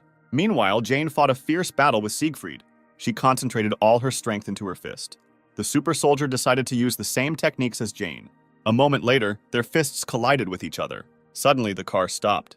When Erica got out of the car, Joe angrily asked what she was doing. But she left this question unanswered and looked into the distance, hoping that everything would be fine with Jane. Erica was well aware of the reason why she decided to remain alone, because even if the two of them attacked the super soldier, they would not be able to defeat him. At the same time, Jane and Siegfried were still confronting each other. Suddenly, her hand began to develop cracks. A moment later, it crumbled into small pieces. Thus, Jane lost her advantage in the battle. Having lost her hand, she took a few steps back. She then turned around to throw a kick. But the super soldier managed to dodge her blow by tilting his torso back. To keep his balance, he had to take a step back. Jane rushed at her opponent again, giving him no time to counterattack. Thanks to his extensive experience in battle, Siegfried knew how he could get out of such a situation. He took another step back, transferring his weight to his supporting leg. Then he stood up and again concentrated his strength in his fist. The next moment, he punched the air when Jane was literally 2 steps away from him. Due to the shockwave, she flew back several meters. At one point, Jane swung her leg to help herself fall back to the ground. As soon as she knelt down, Siegfried was already approaching her. Suddenly, a few kilometers away, Joe, Erica, and Sam heard an unusually loud sound from the attack. They all peered into the distance with horror and bewilderment, wondering what was happening there. Suddenly, Joe turned to Erica, asking if everything would be okay. Judging by the sounds that were coming to them, Jane could die like that. After her words, Erica activated her combat module. Joe was surprised that she, like Jane, could also regulate the power of her core. She interrupted Joe when she asked why they left Jane alone. Erica said that the super soldier would be here soon and asked her to get as far away from here as possible so that Sam wouldn't be dragged into this. Turning around, she explained that this boy is the only hope of humanity. After her words, Joe looked at him in disbelief. With a resigned sigh, she got behind the wheel, saying that out of the kindness of her heart, she would fulfill this request. A moment later, the car started moving, and Joe finally shouted that Erica must help Jane. Jane herself stood on her feet with all her strength. She assumed that she would not be able to defeat the super soldier, but she did not think that there was a whole abyss between them. Shaking off the dust from his cloak, Siegfried noted that the power of her core was comparable to his own. But due to her lack of experience in combat, her attacks were easy to read, and there was no way she could respond to his attacks. He also noticed that her energy does not circulate so smoothly, so there is a slight delay in her movements. For the same reason, the force of her blow is reduced several times.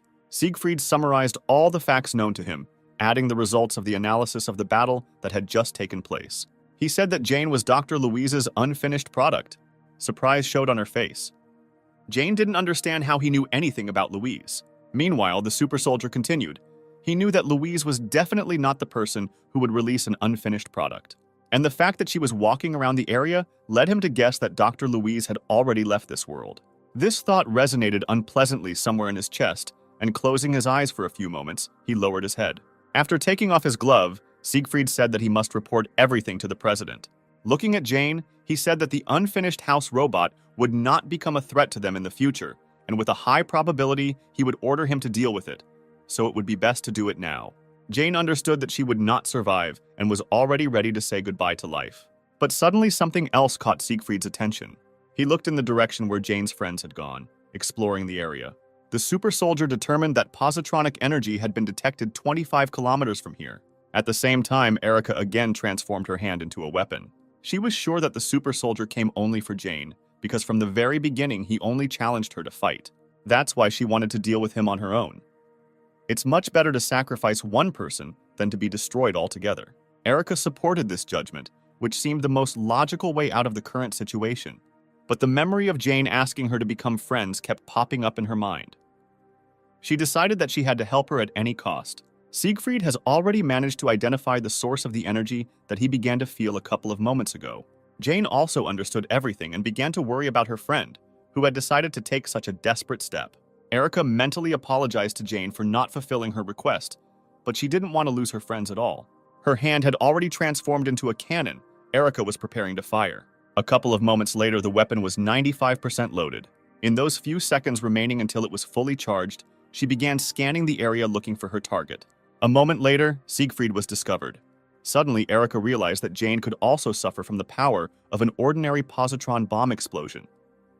Therefore, she decided to resort to changing the size of the trunk. She managed to change the size, reducing the explosive power and increasing the piercing power. The super soldier, who analyzed the situation, believed that at the moment the positron bomb attack was more dangerous than Jane. Therefore, his primary goal was to eliminate the threat in the person of Erica. Immediately after that, he jumped out of his seat and a blue glow appeared on his back again. Jane wanted to stop him because she knew that none of them could stand against him. Erica's weapon was already 100% charged. The next moment, she fired from the cannon. Siegfried was already running at full speed towards Erica.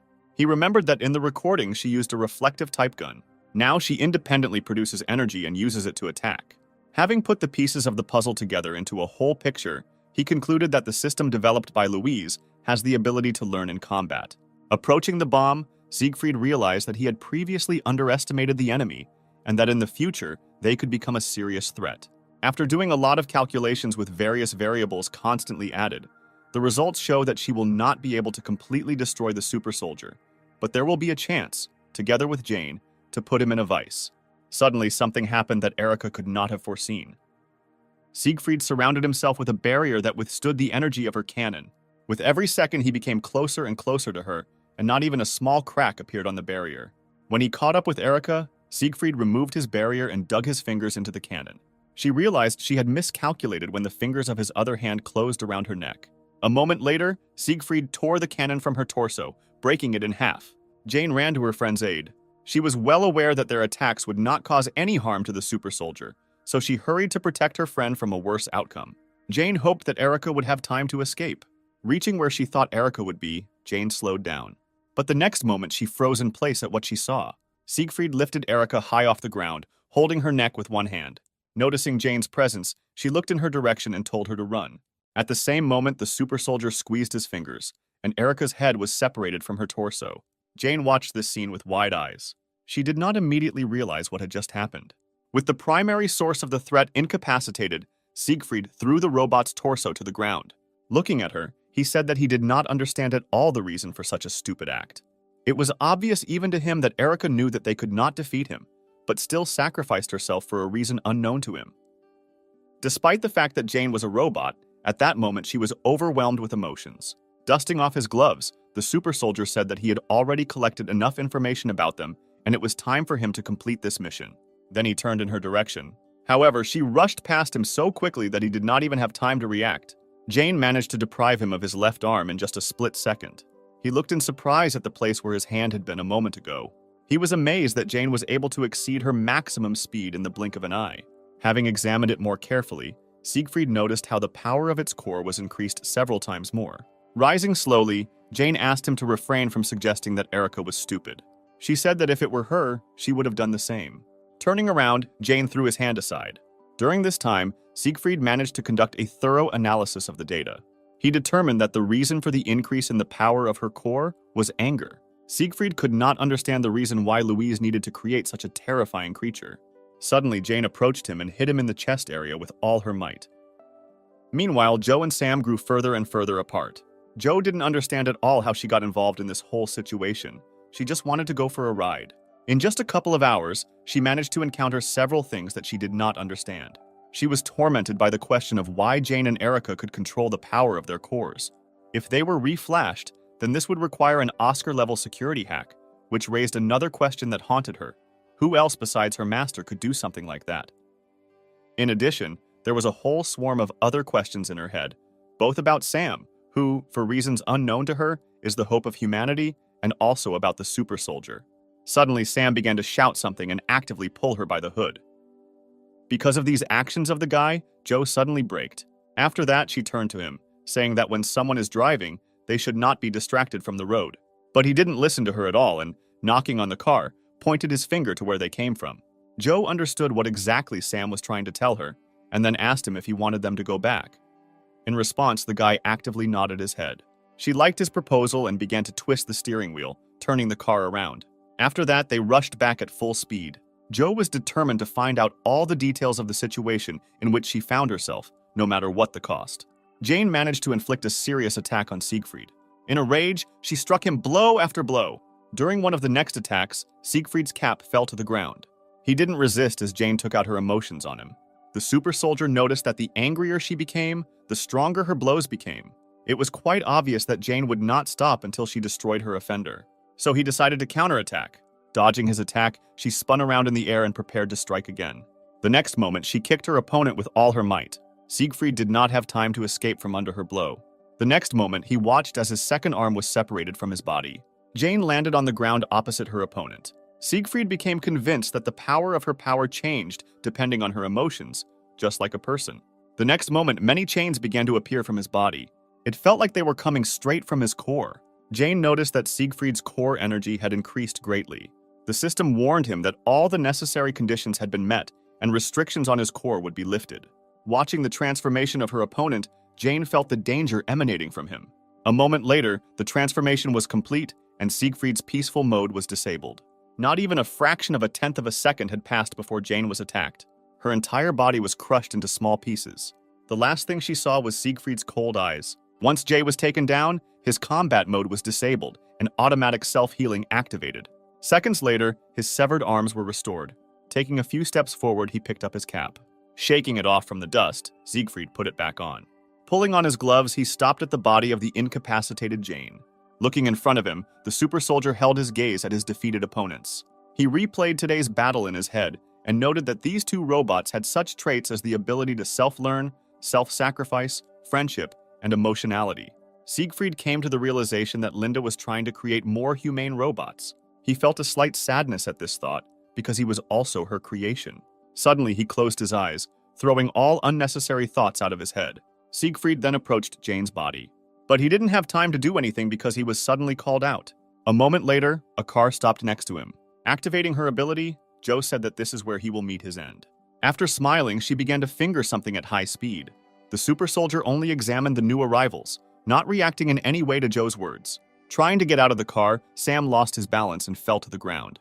Groaning painfully, he began to rub the bruise. Suddenly, behind Siegfried, the guy noticed the motionless bodies of Jane and Erica. His gaze filled with concern. Siegfried seemed surprised when he noticed Sam's unusual behavior. He carefully watched the guy as he ran towards Jane, trying to get at least some information about him. A moment later, Sam knelt down next to his robot and took her body in his arms and began to cry. The super soldier, unnoticed by the guy, approached them, intending to get rid of the infected. But suddenly he was shackled with chains, not allowing him to take a single step. Joe reminded herself by shouting that Siegfried should be more attentive to his opponents. Looking at her, he asked if she was a member of the hacker community. Joe nodded her head and smiling said that she had already taken control of his neural circuits. But as soon as Siegfried closed his eyes for one moment, the chains that bound him immediately disappeared. For Joe, this turned out to be a painful experience. Turning to her, he said that there was no one in the whole world who could bypass his security system. She just smiled wryly, rubbing her arm that ached in pain. The super soldier explained that every level of his system was protected by the Good Witch. Joe shouted that even in this case, he could not interfere with the reunion of Sam and his robot like that. She had already guessed that his mission was not to destroy them.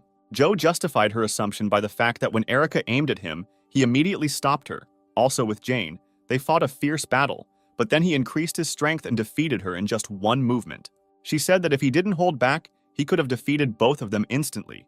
But he was deliberately hiding her. Everyone knows that robots don't need to fight so ineffectively without any special reason. Based on this, Joe assumed that all this time Siegfried had been collecting data on Jane, who had transformed in a very strange way. Jumping out of the car, she said that most likely he was also tasked with destroying her after receiving the data. But fortunately for her, it did not seem at all like he intended to do this. She was sure that if this were not so, the super soldier would have destroyed her long ago instead of listening to her long speeches. Closing his eyes, he confirmed her guesses, adding that the president had added a few more conditions to him. After that, Siegfried turned to her, saying that his mission was completed and he could return back. Jane took out salt and showered it on the super soldier standing in front of her, telling him to leave this place as soon as possible. When Siegfried said that even if he let them go today, Joe should not relax, she looked at him with incomprehension. He explained that when he fights robots, an electromagnetic pulse is automatically emitted during his attacks. Looking at Jane, Siegfried said that although he did not attack her core directly, his electromagnetic blasts themselves caused a sufficient amount of damage. Joe's eyes widened in horror when she heard that he himself was not sure whether the core could be restored after something like this. Turning around, Siegfried said that since Jane and Erica were incapacitated, their further fate was not his concern. He explained this by saying that Louise's unfinished project ended only there. Then wings appeared from his cloak again. Sam hugged Jane tighter and looked at the super soldier angrily. Siegfried noticed the gaze directed at him and turned his attention to the boy. Looking closer, he noticed that he looked familiar. The super soldier remembered that Louise had a locket with a photo of a boy who looked like Sam. Afterwards, he lost interest in the guy. The next moment, Joe watched as Siegfried soared into the sky. She watched and shouted after him so that he would never come back here again. Then she came to her senses and picked up the bodies of the robots, simultaneously telling Sam to collect the remaining small parts from them. Several hours later, they finally reached Sector F6. All the while, Sam held Jane's torso in his arms. Turning to him, Joe told him that he should not worry ahead of time, because she was still not dead. Then she began to look around, looking for the address she needed. Suddenly, she saw the desired number and joyfully headed in that direction. A few minutes later, she parked at the House of OZ branch building. To get inside, they needed a key card. But with her skills, it was not difficult to hack into the system and gain access. The next moment, the door in front of her began to open. Once inside, she was glad that the electricity was still working. When she got to the lounge, Joe told Sam to leave Erica and put her on Jane's bed. Looking at her, the guy nodded uncertainly. Then they laid her down on the bed together. Joe was very worried because if the robot core was turned off for a long time, then automatic data deletion would begin. Therefore, a destroyed robot core is tantamount to human death. She hoped that she would have time to correct the situation in time. Having opened Jane's chest compartment, the surprised Joe pulled back. After examining the core, she came to the conclusion that, fortunately for them, it was not completely destroyed. What surprised her so much was an unusual type of core. Jane opened her eyes 2 days later. She was unable to fully recover due to the damage the core received from the electromagnetic pulse. She immediately began to calculate her location. Joe suddenly appeared and grabbed all her attention. She was incredibly glad that she finally woke up. Not understanding anything, Jane asked what was going on here. She recounted the events of a day ago, mentioning that the super soldier only intended to collect more information about her, and having completed his mission, he returned back. After this, Joe began to bombard the newly awakened Jane with many questions. When all the questions were finally voiced, she apologized, saying that her system was still recovering and she was not able to answer all these questions at once. Suddenly, a medical hammer flew into Joe's head. Erica was sitting on the next bed, making another remark to her. Sam entered the room and joyfully ran to his robot. Joe turned her attention to Erica, who had also finished her recovery a few moments ago, beginning to bombard her with the same mountain of questions. Due to excessive emotionality and carelessness on Joe's part, Erica's head was again torn away from her body. Jane and Sam watched in horror at such a terrifying scene. Sometime later, an irritated Erica's head was returned to its place and wrapped in duct tape for a while. Approaching her, Jane shared her joy that everyone had survived and was now safe.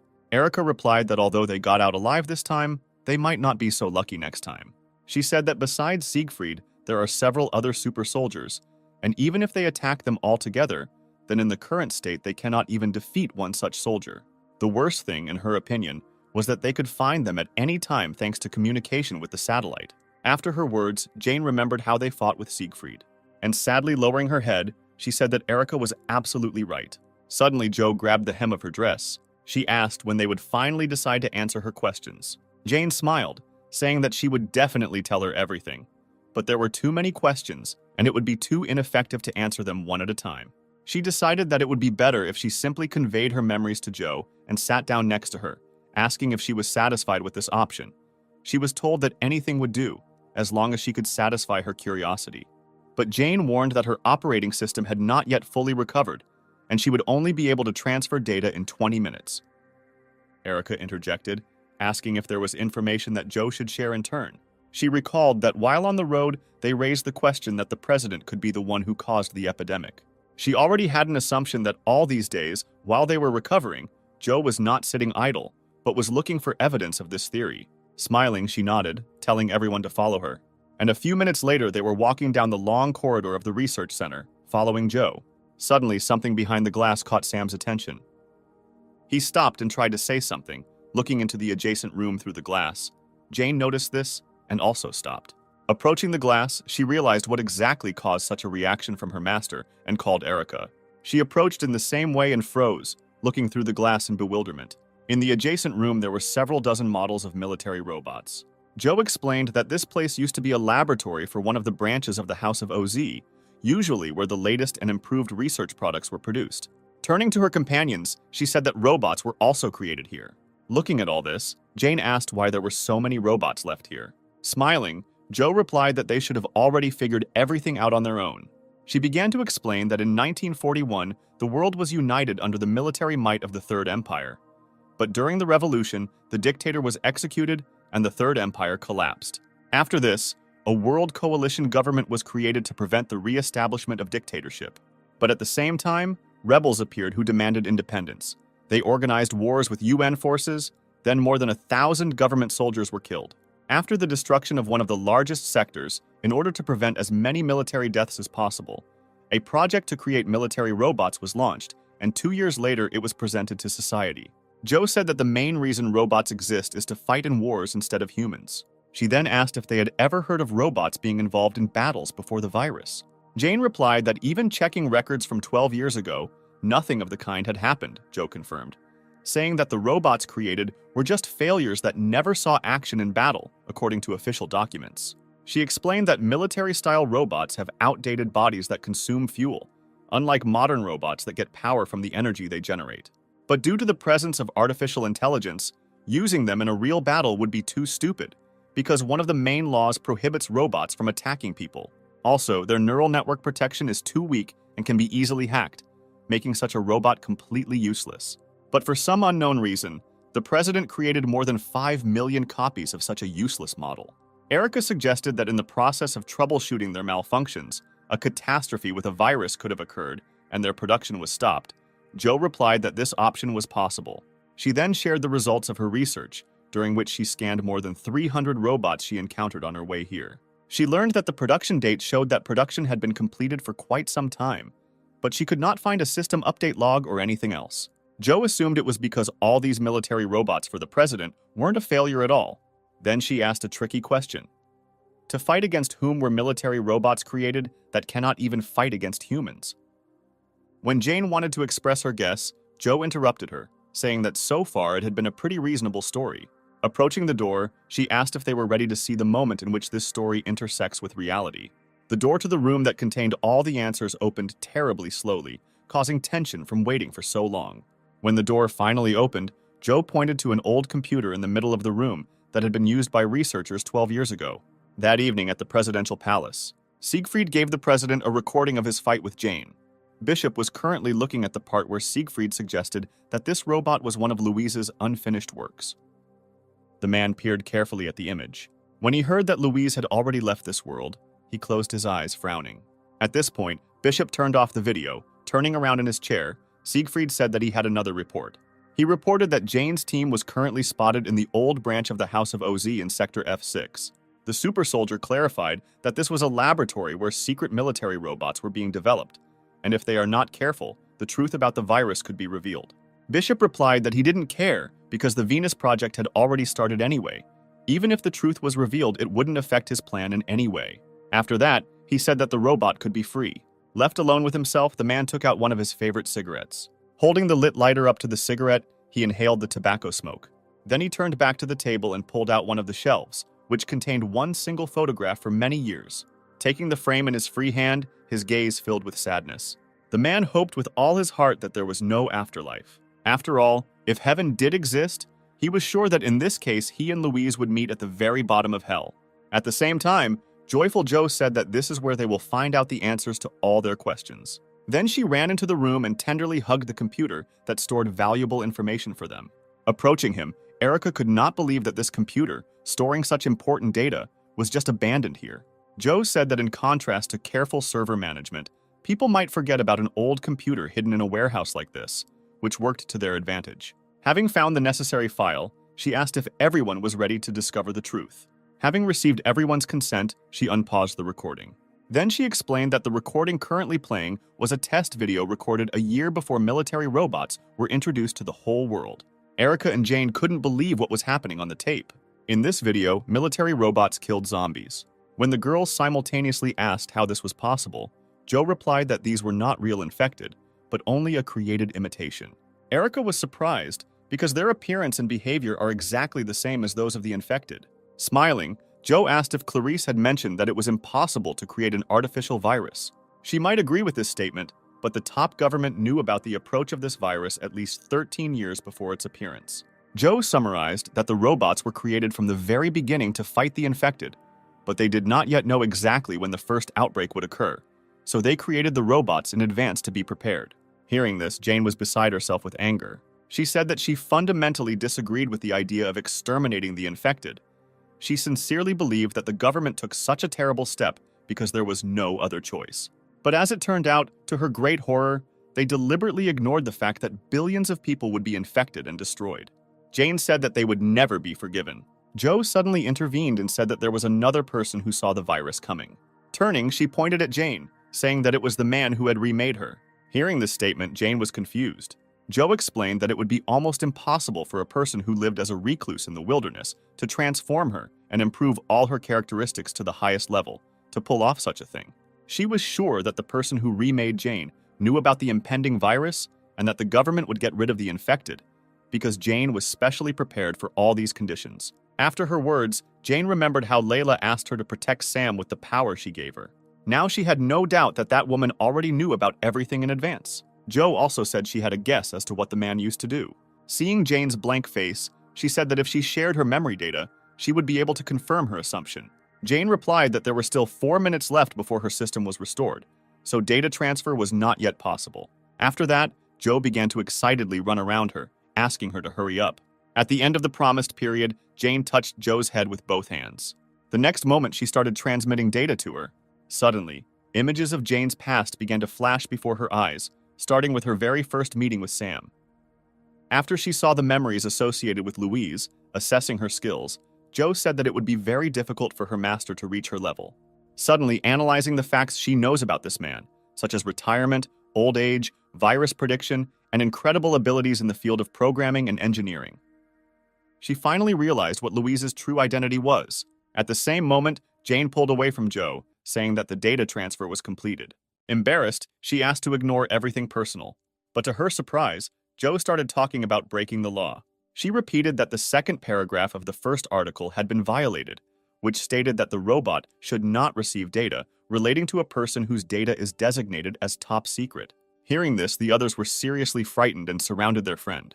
Joe did not react to their words, but only repeated that due to violation of the law, all her data must be erased. A few moments later, the forced data wipe began.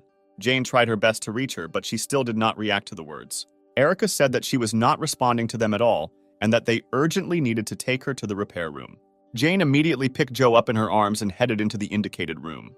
She froze when she heard that the data destruction was 98% complete. Erica reminded them that they should hurry up or the system could be completely destroyed. But suddenly, Joe's hidden code was activated. After this, her body was engulfed in a bright glow. The Cheshire Cat's security system froze the code prescribing the second paragraph of the first article of the law, after which data recovery began. Erica did not understand at all what was happening now, but Jane assumed that Joe was now recovering. A few moments later, she opened her eyes. When she regained her ability to speak, she admitted that she thought that she would die a little longer. When the data was analyzed, Joe determined that 0.7% of the data had been lost. Afterwards, she asked Erica what exactly she said while she was passed out. She replied that she mentioned the first article and the second point. Hearing this, Joe again had a complete picture of who Louise was in the past. Smiling joyfully, she cried out that now everything fell into place. Then she turned excitedly to Jane. Taking her by the shoulders, Joe said that the man who remade her was truly incredible. Pointing to herself, she said that Louise was her mother. Jane looked at her in bewilderment. She asked Joe what exactly she meant. Erica said that her artificial intelligence was damaged. Erica then patted the chair, asking Joe to sit on it for an examination, but she just laughed, saying that she was fine. Joe pointed to Jane, saying that Louise was her mother too. Turning her attention to Erica, she said that her mother did the same. Pointing at Sam, she said that this person was definitely not his mother. Joe explained that Louise was a member of Team OZ and is the mother of all robots. Jane asked what the OZ team was like. Erica admitted that she was also hearing about this for the first time. Joe explained that in the 50s, a group of OZ was created, consisting of brilliant scientists, programmers, and engineers. They were the ones who developed artificial intelligence robots. From laws and a self-healing core, right up to a central database that contains information from all over the world. All this was developed by the OZ team. Turning to Sam, Jane admitted that she had no idea that Louise was such an incredible person. Suddenly, Eliza intervened in the conversation, saying that something here still didn't add up. She said that robots were considered the best invention of the 20th century, and it was included in the Fourth Industrial Revolution. Those who made such an achievement should have been registered in the biographical dictionary. But Eliza couldn't find any articles about it, let alone a dictionary, so the story she was told couldn't be true. Sighing, Joe replied that all information about these people had been deliberately erased. It was made as if these people had never existed before, eliminating even the slightest mention of their names anywhere. She said that in 1958, they began to actively register citizens through the network, At the same time, they did not make any records about the birth of these people, their academic background, achievements, and everything else. Even all written records were destroyed, leaving not even a shred of information. Finally, in 1962, when the robots were launched, many journalists appeared looking for information about the developers, but the secret police denied and destroyed all the information. That is why a hidden rule was created, not announced by the government. Jane asked why these people were treated so unfairly, but Jo threw up her hands, saying that she did not know. But she said that thanks to Jane, they had a clue. Jo said at least one of the group members knew about the virus in advance. Suddenly, Erica had another question. She already realized that since the information was so well classified, and no one knew anything about the existence of these people, Erica wondered how Jo knew so much about all this. She replied that her owner was the child of one of the OZ team members. That is why the main goal of the Cheshire Cat was to find out why the information about the existence of her parents was so unfairly erased, and while searching for information, she came across various facts. Turning to Jane, Jo said that she was a custom model that her master had been looking for a very long time. She admitted that she thought that their paths would quickly diverge, but now, Jo is sure that she will remain by her side until she reveals all the secrets. Jane, smiling, replied that she would be all for it. Afterwards, Jo patted Sam on the head, saying that they would not part with him anytime soon. Among their group, only Erica was unhappy about the fact that she would continue to have to endure Jo's terrible character. The next morning, it was decided to go to the Zero Sector. Jo and Sam were full of enthusiasm to continue their journey. Jane was glad that she had a new friend in Jo. She hoped that the place they would go to would help her find out more information about Louise. That same evening, the Cheshire Cat finally reached the place where Louise lived. Approaching the house, she noticed a grave, which she hurried to approach. After reading the name engraved on the tree, Cheshire took the pendant that hung on the grave cross. Taking a closer look, the girl realized that she had already seen the same pendant on her father. The next moment, she opened the pendant. Seeing its contents, Cheshire finally realized why her father never let her touch his pendant. Inside was a photo of Sam.